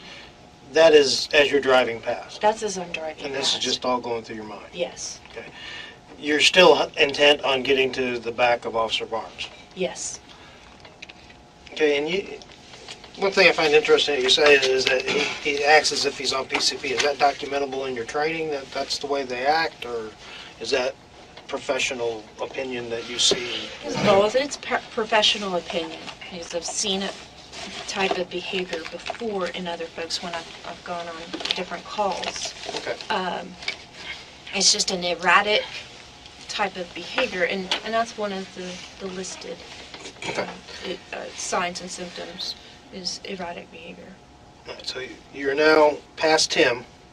I'm past him. I've gone through the intersection of 36th and Lewis. Still heading westbound on 36.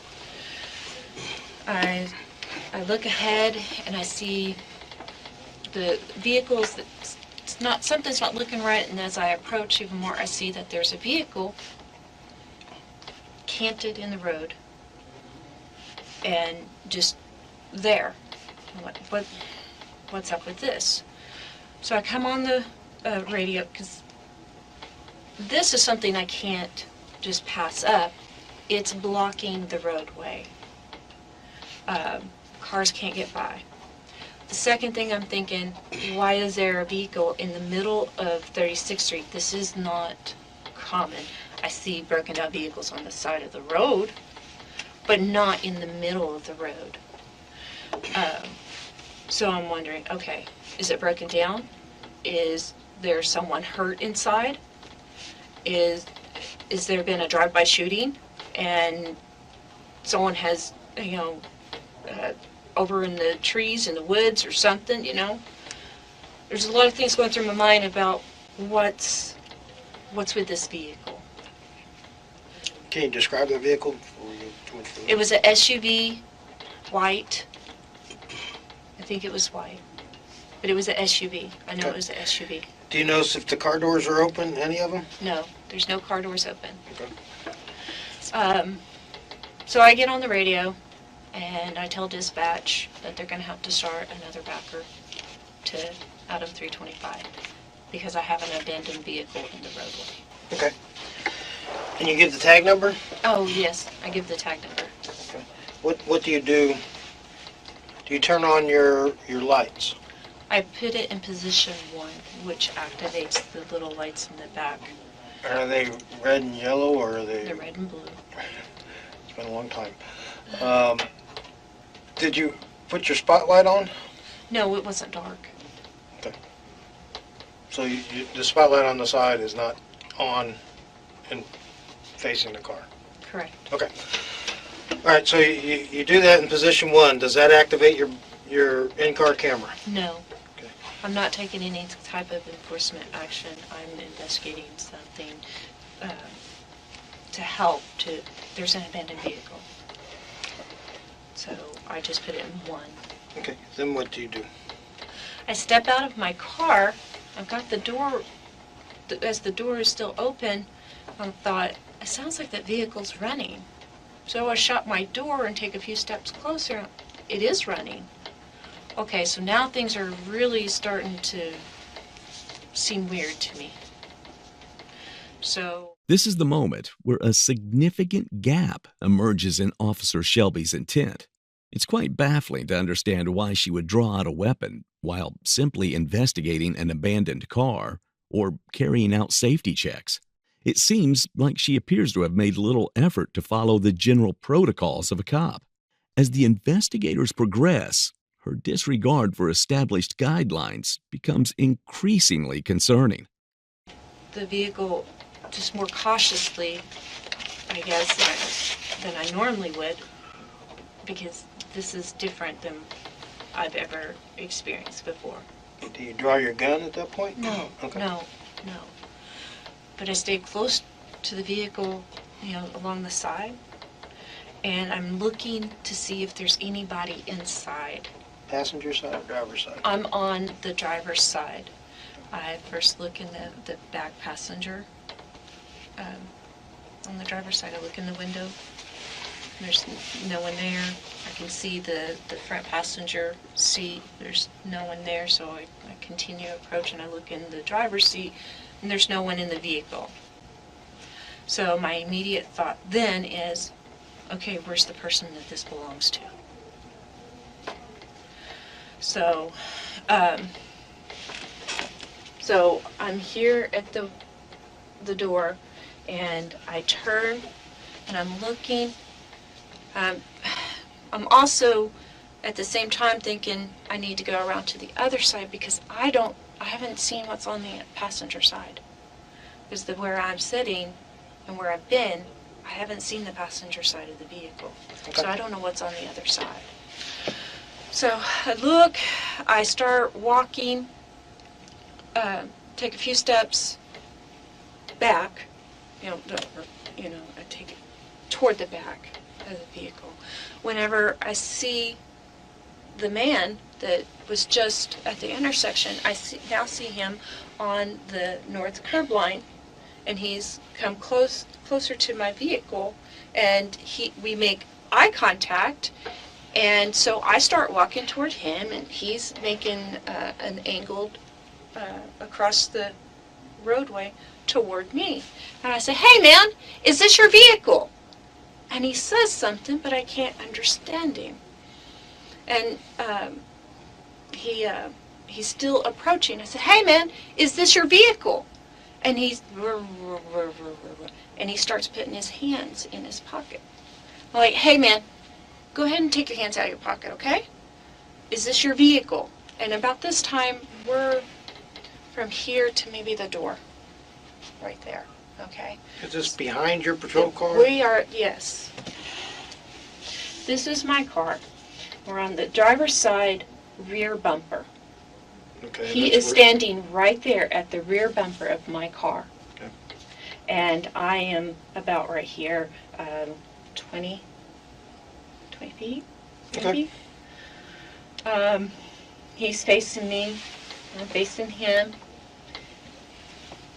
He goes to put his hands in his pocket, and he's just staring at me. And it's not an expression of wanting to, hey, get help.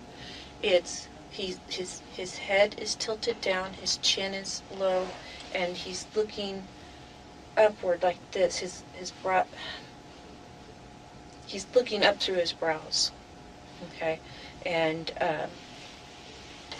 he's saying something, but I can't understand him. I said, man, take your hands out of your pockets. And he goes like this. Hey, man, is this your vehicle? And he goes like this. And he puts his fingers into his pocket. I said, man, take your hands out of your pocket now. I'm starting to cover my gun at this time.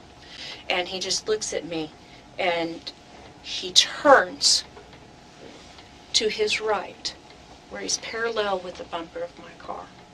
And at this point, I get on the radio, and I say, Adam 303, hold traffic. I've got a subject that's not complying, or he's not taking his hands out of his pockets. I said something like that. I don't remember exact words that I said. So he's walking north, parallel with the bumper of my car, and I'm in ready gun. Man, stop. Show me your hands. Show me your hands now. He puts both of his hands in the air, and he stops. He makes a half turn to his left. Now he's facing west at the back bumper, passenger side of my car. He's got his hands like this, and he just looks at me. And it's like this. So, man, stop right there. You stay right there. Officer Shelby's visual explanation clearly shows that she had plenty of time to refrain from fatally shooting Terrence, but she obviously chose to give in to her impulses. What comes next is a series of alibis that weren't just irrational, but also her attempts to play down her impulsive negligence. I'm walking my way, angling, I should say, to where the bumper of the car there, he's right here facing to the west, and I position probably right about there. And I'm thinking, I'm by myself. He is very big. His behavior is not right. Something is not right here. So, okay, he's intoxicated. He is not obeying my commands. I'm thinking he's got a weapon in his pocket, because that's my immediate thought, is he's going to his pocket. And I've told him several times, don't put your hands, or take your hands out of your pockets and show me your hands. And so I tell him, get on your knees. Get on your knees now. And he's not doing it. So, man, get on your knees. Get on your knees now. And then he just looks at his vehicle. His hands are up. And he starts taking steps to the front of my vehicle. His hand drops to his pocket. Man, get your hands up in the air. Get them up in the air. And so he gets them back up in the air, and he's at the front of my car. And I tell him, stop. And so he stops, and he still has his hands, but he's positioned his body to where he's facing his SUV. And he just stands there and he's mumbling.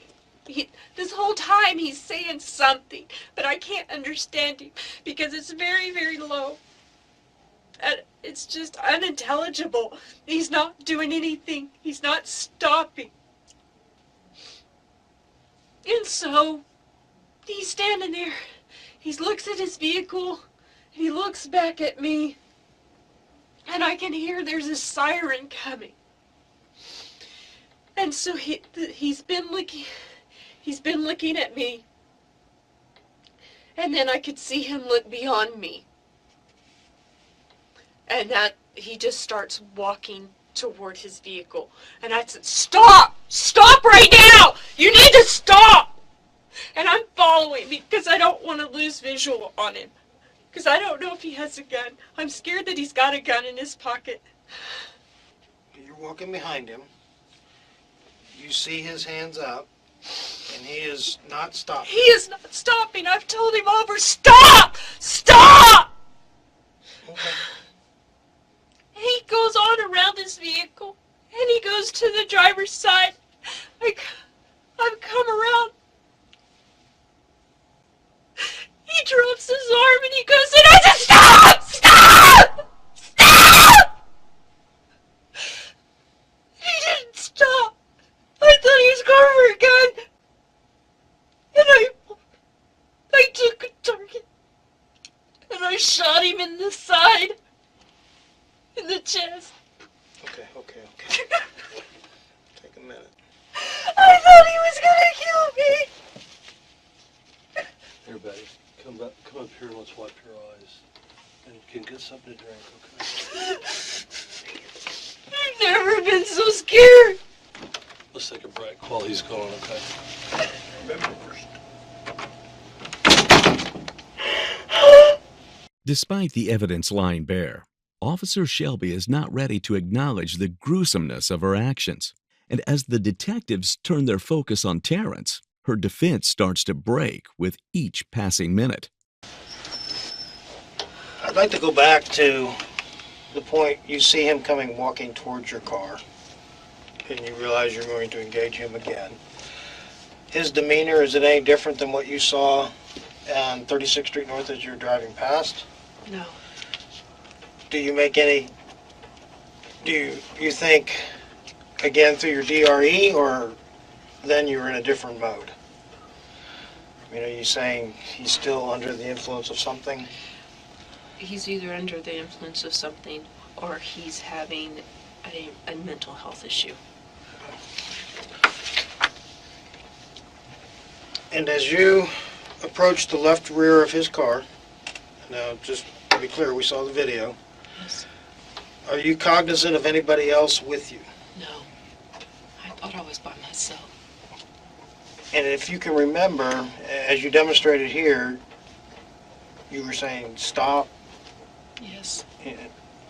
Are those the words you remember saying? Yes. As you relived it right here, was that what was happening? Yes. You fired one time. Yes. What was his reaction? He stopped, and then he fell. He did like this, and he fell. Okay. Question is did you have any consideration to following up with another shot? No, because the action stopped. Okay, so the one shot did what you meant it to do. Correct. I only used the force that I needed to stop. And as you explain it, you don't know that Officer Turnbow is just to your left, which would be south. Right. And you don't remember him, and I know you explained this, but let me ask. His statement is that he told you he has a taser, and you responded okay. You don't remember? Do you remember any of that? No, I do not. Okay. Do you remember looking at the backdrop? I remember that the vehicle was there. His vehicle. His vehicle? There was nothing beyond where I was seeing. Okay, so everything that you could see beyond him was not a human. Correct. Okay. There were no vehicles, no people beyond. Was your shot intentional? Yes. And why did you shoot? Because I was in fear of my life. I thought he was going for a gun. He dropped his arm and he lunged inward. And could you see that when his lunging inward broke the plane of a window? Yes. So his window was down. And you The knew windows that? were down on the vehicle all the way around. Okay, and you knew that prior to him getting to the window or to the vehicle. Yes, because I had been up there before to check for any persons in the vehicle. I didn't check it for weapons or anything like that. It was a quick, is there somebody in here? And then I turned my attention to find the owner, if I could. When were you first cognizant that you had other officers with you? After the man had went to the ground and there was blood coming from his side,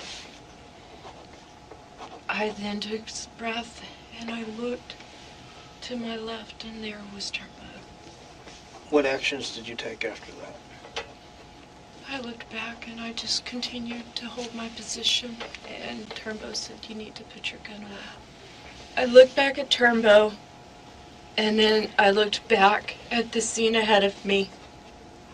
I still had my gun drawn, and Turnbow said, put your gun away. And so I put my gun away. He said, we need to go back here to the back of the car. And so he led me to the back of the car. Of my car. Right. No matter how hard Officer Shelby tries to make sense of her cruelty, her disturbing intent only becomes undeniable each moment. Yet, despite the unavoidable evidence, Officer Shelby still clings to her irrational justifications, determined to counteract the reality. But now, Officer Shelby is about to make an effort to turn the case against Terrence for worse. As you are continuing to cover the person that's down, do you say anything that you remember? I said I shot him.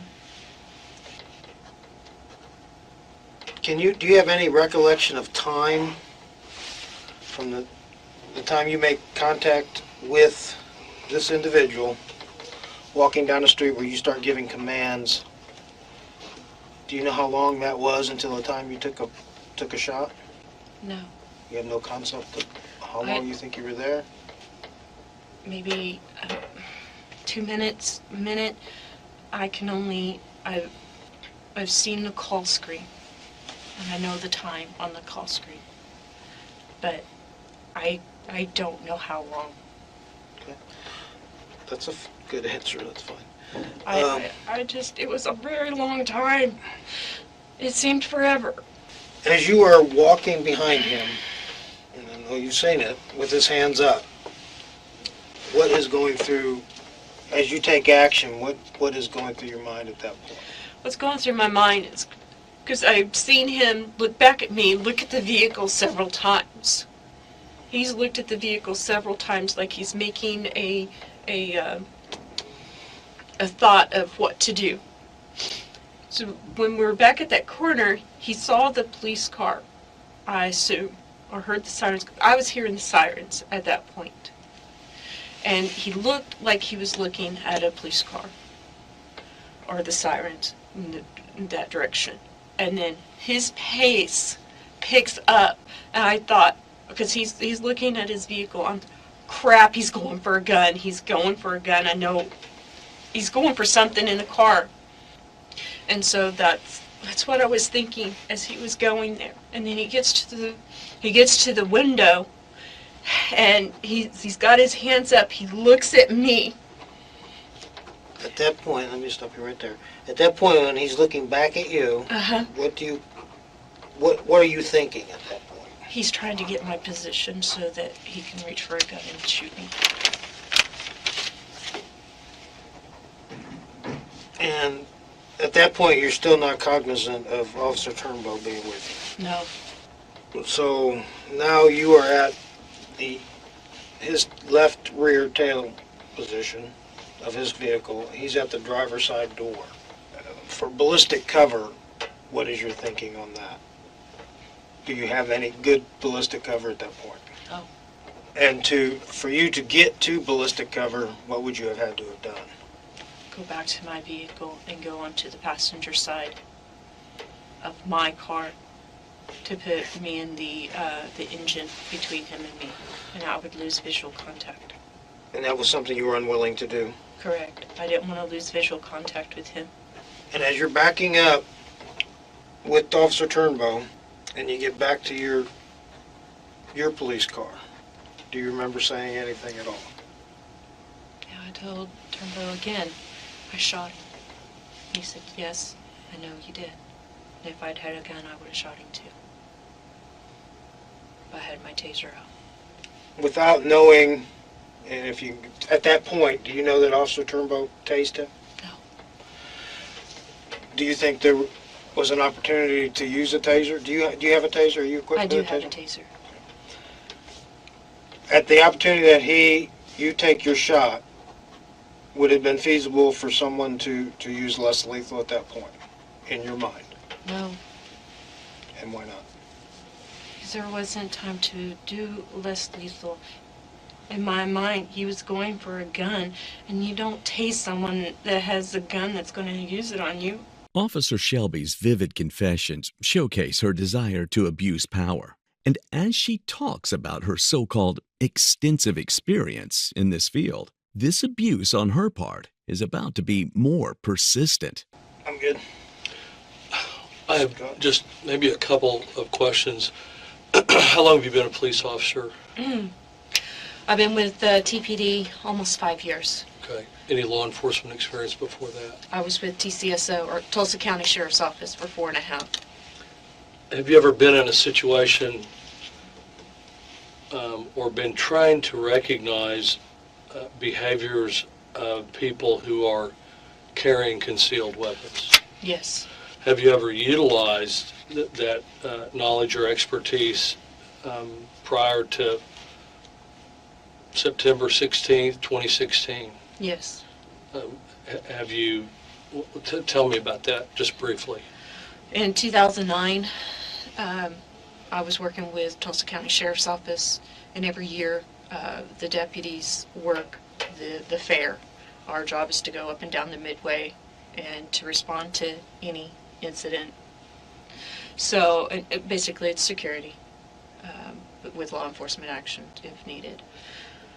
The department had received intelligence that there was going to be a retaliation for a murder that had occurred the week before of a 13-year-old boy as he got off the school bus. And so what they mean by retaliation is shootings out at the fair. And so while walking through the Midway, I observed a teenager walking different than other people had been walking in that fair. He was favoring his right side. He had this bulge in his pocket, and it kept drooping down, and he'd pull his pants up, and this started on the east side of the Midway, and I followed him to the west side of the Midway, watching his behavior, because the partner I had somehow left me, and I was by myself, so I wasn't going to engage this guy until I had someone. And so this whole time he's checking his pocket, he's pulling his pants. I'm like, man, I know he's got a gun. So I make contact with another deputy, and I say, hey, I think that guy has a gun on him. He's well, let's do a head check. So we go up to the guy, say, hey man, can we talk to you for just a second? He's, yeah. And the deputy, and I wished I could remember his name, but I don't. He's, man, do you have anything illegal on you? Like drugs, a gun? And he just froze. And he said, I have a gun. And his hand goes inside his pocket. And I said, whoa, whoa, stop. And I grab his hand and get it behind him. And we retrieve a loaded gun from his pocket. And are police officers trying to observe behavior like that where will someone frequently touch or put their hand near where the gun is? Yes, to reassure that it's there or to reposition it. Okay. When you were involved in this encounter last Friday night, how many times did the suspect start to put his hand into his pocket or near his pocket? 5-6 times. Right. And how was he dressed, and how well could you see what maybe was inside of his pocket? He had baggy clothes on. He had a white t-shirt that hung low, and his pants were baggy. So I couldn't see his waist. I couldn't see his pocket, you know. If he had something in there, it would have been disguised. I mean, he had baggy clothes on. from the time you first encountered him until the shooting, can you give us just a rough estimate of how many commands that you gave him to either stop or get on the ground? 15, 20 times. Okay. And obviously you had a police. As the investigators bring forward Officer Shelby's familiarity with such encounters, the brutality against Terrence only seems like an outcome of an impulsive decision. But would Terrence Crutcher get justice for such brutality from a police officer? Officer Shelby was arrested on September 23, 2016, but later she was released on $50,000 bond. On May 17, 2017, following 9 hours of deliberation, the jury absolved her of manslaughter and put Officer Shelby on unpaid leave. Later, on August 3, 2017, Officer Shelby resigned from the Tulsa Police Department. The way Officer Shelby was let off the hook with just a slap on the wrist shows that she got away with murder. Second-degree murder? Yes, sir. What is that? What is that? What am I facing? What is that? You are being arrested today, okay? This was the moment Luis realized he was going to jail. The man sitting with a stunned look on his face is none other than 36-year-old Luis Rosas, the man accused of murder. On January 21st, 2024, 30-year-old Austin Fitzgerald went out with a woman whose name has not been revealed. It was supposed to be a fun night for them, but things quickly spiraled into a deadly confrontation. The guy runs at me again. I told him to stop. He didn't. And I didn't know whether he was gonna stab me or hurt me or kill me. I didn't know. By the end of the night, Austin was shot. What followed next is a suspect whose revelations would leave the detectives stunned. I don't even know if I'm saying too much. Is this all being recorded right now? 30-year-old Austin Fitzgerald, a father to a 2-year-old son, went out with a woman in Jacksonville, Florida on January 21st, 2024. But tragedy struck when Luis also arrived at him at the bar, only to follow Austin and shoot in cold blood at the River Road residence. At 1:32 a.m., a neighbor made a 911 call and reported this incident. When the police arrived at the scene, they took Luis into custody for questioning. What follows next is a trail of countless lies that will only deepen Luis's guilt. Well, how are you doing? Okay, how are you holding up? Not doing well. Not good, yeah. I know. Is it Louis or Luis? Luis. Luis. Okay, Detective Hansen. Let me make sure I pronounce it right. Yeah, I know this has been a rough night for you. Yes. I'm sorry that you're having to go through all this. We're going to try to make this as simple and streamless and easy as possible. Okay. I have a few questions before you get started. I've spoken with the detective who was kind enough to bring me this blanket. Okay. But first of all, I'm terrified. Second of all, I feel horrible. Of course you do. And third of all, I don't know what is the best route for me as far as like seeking counsel or just speaking with you. So here's how we usually do it. Please, at least just 1 second. I'm sorry, I don't mean to interrupt you, but like I've been thinking about this just because like one of the witnesses, I don't know those other two men at all. I know my neighbor ran over. He didn't really see what happened. I don't trust anything she said. She told me she was in Palatka, staying at her aunt's house for a baby shower the next day. And these are the kind of things. So like, I don't know who you've talked to or like what they've said, or right. how that would go against me, and like what actually happened, and so I get it. What ended up happening is I went to my dad's house just to watch the Packers game. I was just chilling by myself. Which was about, the Packers game was at like... It ended at like 9 something or 10 something. That was the second game, and that started at like 8:15, I think. Maybe around 10:45 it ended, something. So what time did you go to your dad's house? Way before that. I went, probably around like, I don't have my phone. I probably around like 6. Okay. Where do you typically reside? Typically, I reside either. This is gonna sound funny, but usually I have a place that's in Atlantic Beach, but I kind of sublet that out to my friend. Gotcha. And Just like an extra source of income kind of thing. Yeah, it's like well, I sublet it out to him, and I have some stuff there. Okay. And then I stay at my dad's house maybe twice a week. It depends. When my mom passed away in 2021, and since she's passed, he retired, and he's a retired physician. He's just constantly gone. He's been in Colorado for 5 weeks or something. And so it's like I told before all this, she's like, yeah, I'm going to Palatka to stay with my aunt. And so I called her after the Packers game just to say, hey, good night. Wrote up, and the girl picks up the phone, and I'm like, who the hell is this? And I was like, because I know her aunt. I went to court. When was it? 3 days ago, because she had a no contact order put on her ex-husband. Julia did? No.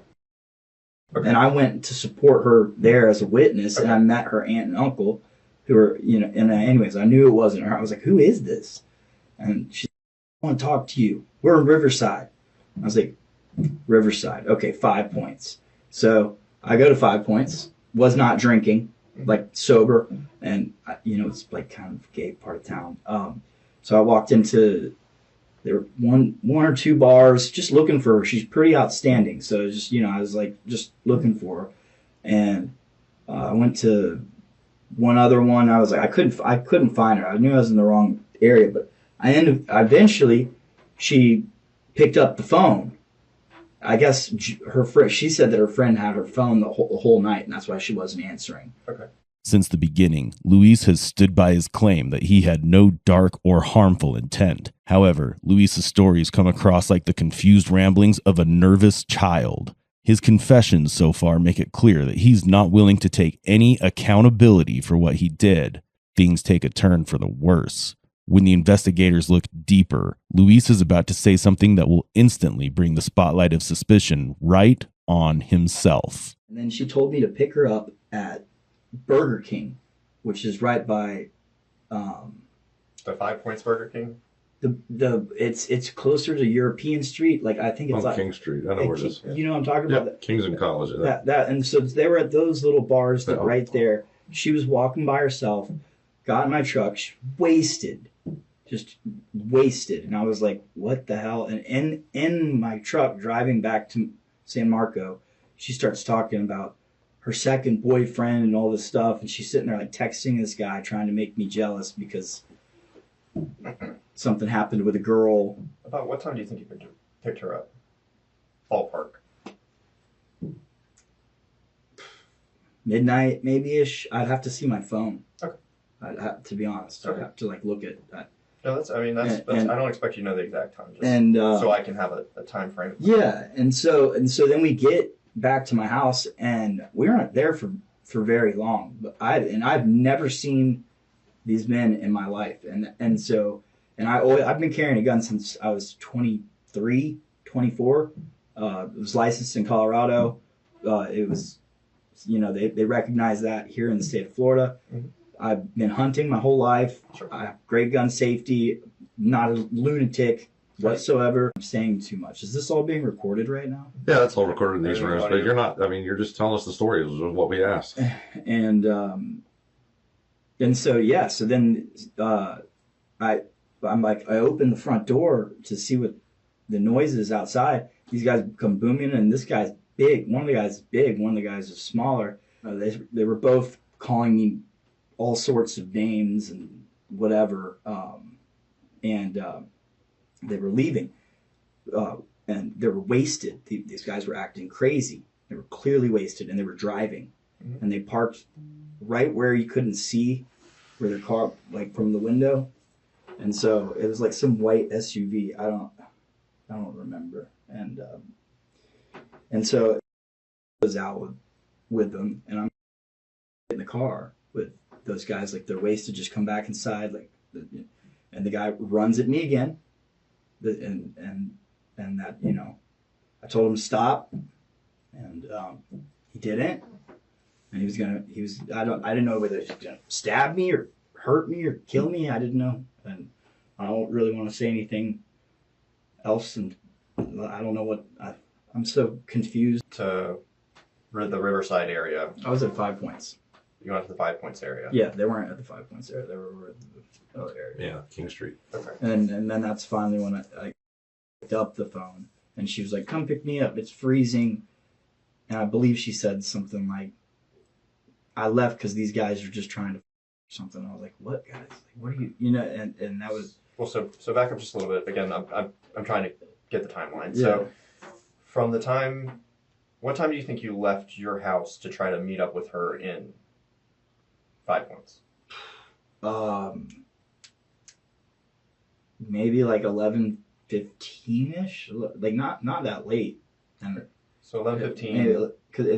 Because it wasn't that long. I was probably walking around for like 45 minutes before I finally got a hold of her, and then she came and I picked her up, and then she came back to my house, and then it was very quickly after that those men showed up. Okay, so you go and you pick her up. Yeah. And you drive straight to your house? I drove to River Road. But you guys didn't like stop to get food or anything on that? No. You drove straight to your house. Yeah. Has she been to that house before? Yes. Okay. Did you guys have any kind of conversation in the car?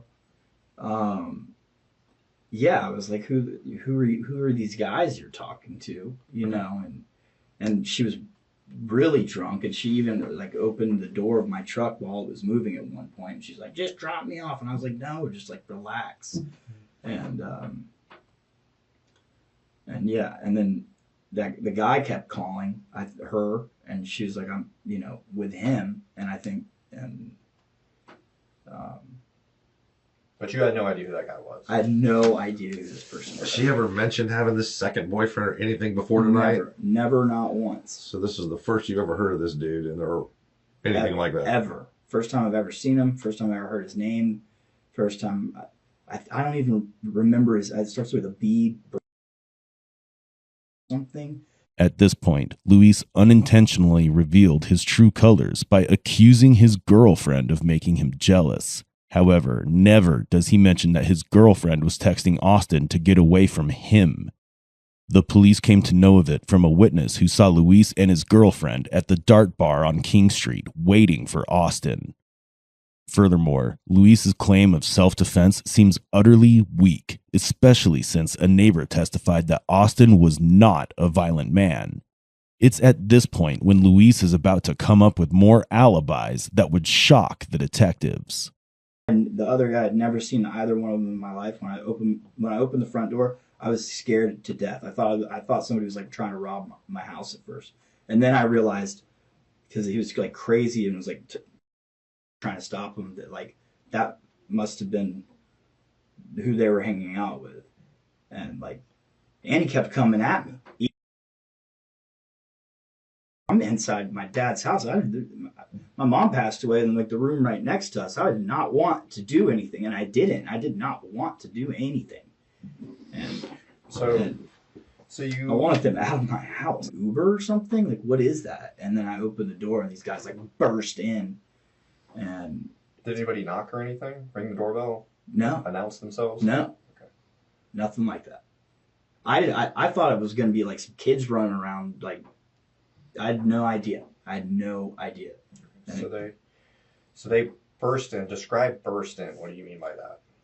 Burst in, like, I opened the door, like, the guy's like coming at me, like, the guy was gonna try to cause physical harm to me. How do you know that? That was because he said it, first of all. What did he say?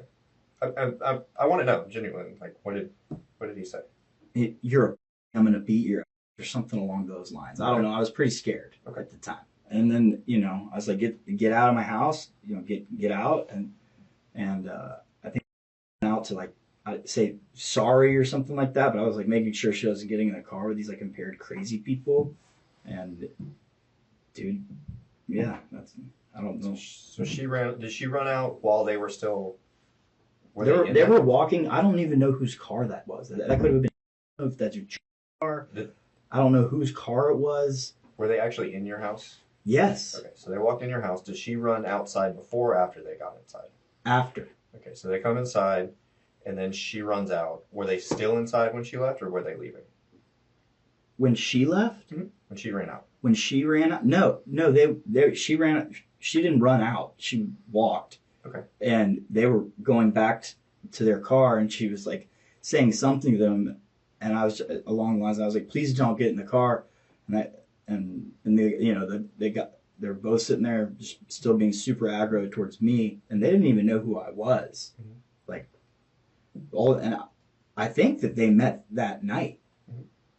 To be honest. Okay. So, and okay. So after I'm not gonna let somebody like, Sure, it's somebody you care about. I get it. Well, not only that, but I'm just not gonna let somebody like hurt me or you know what I mean. Like I have no idea what that guy's capable of doing. First of all, feared for my life when they first bursted through the door, and then the second time, and I don't know if my neighbor saw anything or what he did, but I know he ran over right away. I know you did. Yeah. And so when he came, you said you asked not to go with them, and then which guy was it that? I don't know. The big tall guy. Okay, big tall guy. What did he do? He was physically like coming at me,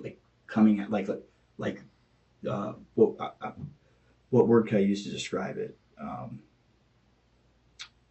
Starts with an A. I know that. Advancing. Okay. Aggressively advancing towards me. Can you elaborate on aggressive? And that's important, so I can have a picture of what's happening. The guy was gonna beat my. And he didn't have anybody holding him back this time. I'd like a lawyer. I'd like a lawyer. Okay. You done talking to us without a lawyer? I mean... yeah, that's fine. I don't... So, I'm being dead honest with you. I just... I don't know what... That's everything that happened. The fabricated stories told by Luis exclude several crucial pieces of information. As per the witness, Luis's girlfriend tried to lock herself in the bathroom of the bar while waiting for Austin. This is when Luis forced his way in. However, Luis shows no regard for these facts. What he confesses next is about to be a futile attempt to gain sympathy. Okay, so here's the deal. Before we left, you did mention an attorney. Okay, so if you're willing to speak with me, then I obviously want to hear what you have to say, and I want to talk to you. Yeah. Right. I'm going to go over your rights again with you. Okay. And I need you to basically tell me that you're willing to speak with me without your attorney being present. Is that something that you want to do? Okay. Yeah. Well, yeah. I have a few questions. All right. Well, before we go down that road, okay. Again, this is to protect you, and this is to protect me. I'm going to read you your rights again. Okay. Okay. Same kind of thing. It's the 21st of January, 2024. It's now 12:45.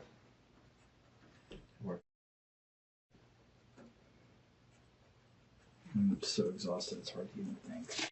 What is the definition of self-defense? I'm not going to sit here and go over. I'm just saying it's law like and at risk of so like I'm just sitting here thinking about this. I know you guys are out there doing your job, okay? But these men who I do not know, I've never seen, came to my father's house to hurt me. Mm-hmm. That was why they came, and I just How do you know that's why they came? because that's what they're trying to beat me up. How do you know that? Because that's what they said they were doing. I was like, get out of my house. When I said get out of my house, they're like, they put that down. They can kick your ass. Like, Okay. And that's what we're trying to clarify. Yeah, Initially. like all that kind of stuff. I don't remember everything, and this is where I just want that's why I wanted to talk to you. Like, honesty from you guys is like, is it better to like talk to a lawyer about this so that they can? Again, we can't give you legal advice like that. Because I can't sway your decision one way or another. I don't know if Use your if I'm attorney. saying I can give you your rights, and that's it. And you have to make that decision on your own. I can't give you any advice on that. And I just have some questions as of right now. What's the verdict? What's going on with me? And right now, this is still an information gathering portion, right? Okay. So I've still got questions for you. I would like to gather more information from you as to ascertain what happened. Yeah. Now, granted, I'm an old guy now, so the whole jealousy thing is kind of gone. I don't give a but I remember having that streak in me. Mm-hmm. And if I'm sitting there with a girl who I'd been dating for 6 months, and all of a sudden she's texting some other dude to come get her, it's got to piss me off. Mm-hmm. Now, what happens with what I do with that anger is, different. But it totally stands to reason that you are off. And then these guys show up at your house, and you even challenge them when you're on the phone, provide them an address, and say you have a gun or whatever. Your text about handling things, meaning whatever. I don't know. I can't ever think about that text, but we talked about that a minute ago. So you get the point he's getting at. Yes. We understand. You're angry. Yeah. And then these guys show up. Yeah. That's Fair. Yeah. Yeah. It was scary. It's scary. I didn't think that they were going to show up to my house, especially at that time. I did not think that was going to happen. I thought it was just water under the bridge, and but to say that you didn't know that she was leaving with them, you and I both know that. They showed up, and once they were there, they came to get her, and you knew she was leaving with them. You did not want her to leave. And you watched her leave with them. You watched her exit your house, walk down your driveway, and go to get in that car. Okay. And I'm sure that seeing that probably tore you up. It would tear me up too. I get it. That's not what I saw. That's not what I saw happening. I saw her walking outside talking to those guys and them telling her to get into the car, but I had no idea that was really her intention, was to leave me with them. That is not. Why would you tell her don't get in the car? Because I heard the guy. That was not a real fear of yours that she was going to get in the car. That happened quickly once I heard him saying, "Get in on that side" or something. I was like, "Don't go with them," But that was, that wasn't. I did not think she was leaving with did that interaction happen? Take 3-4 seconds, and that's one of the reasons I walked outside, is because I was wondering what she was doing. I didn't think she was like going to leave with them. I was like, is she talking to them or like trying to smooth things over? What's going on? She stood out there. They waited for me to walk up to What happened after he was shot? I ran in, and then my neighbor came over. Okay, so you ran inside, got your cell phone. You came back? Yes. Okay. And what did you do from there? From what has been investigated, there was a verbal altercation between Austin and Luis when the former arrived at the bar. As per the police reports, this altercation eventually led to the shooting of Austin. However, during this time, police continued to suspect the woman might have been the instigator. But this was soon disproven when the detectives came to know of Luis's controlling and abusive behavior. Furthermore, Luis's self-defense claim holds no merit, as Austin did nothing to provoke him. With these lies exposed, detectives are ready to confront Luis with a shattering revelation that will further point to his guilt. Prayed that he would be okay, and did you call anybody else? No, I don't believe so. I might have accident. No, I called. We know from the witnesses that are completely independent of this whole situation that you called somebody else. I would have to look at my phone. I would have to look at my phone for that. I'm dead serious. I went and grabbed my phone. I dialed into. Do you have any questions for us right now? Yeah. What's going on? What's happening? I'm gonna come back in a few minutes. and kind of go over the last little steps of this with you. I just need to honestly go confer with like my supervisor and all that. You know what, I'm gonna go over and make a phone call.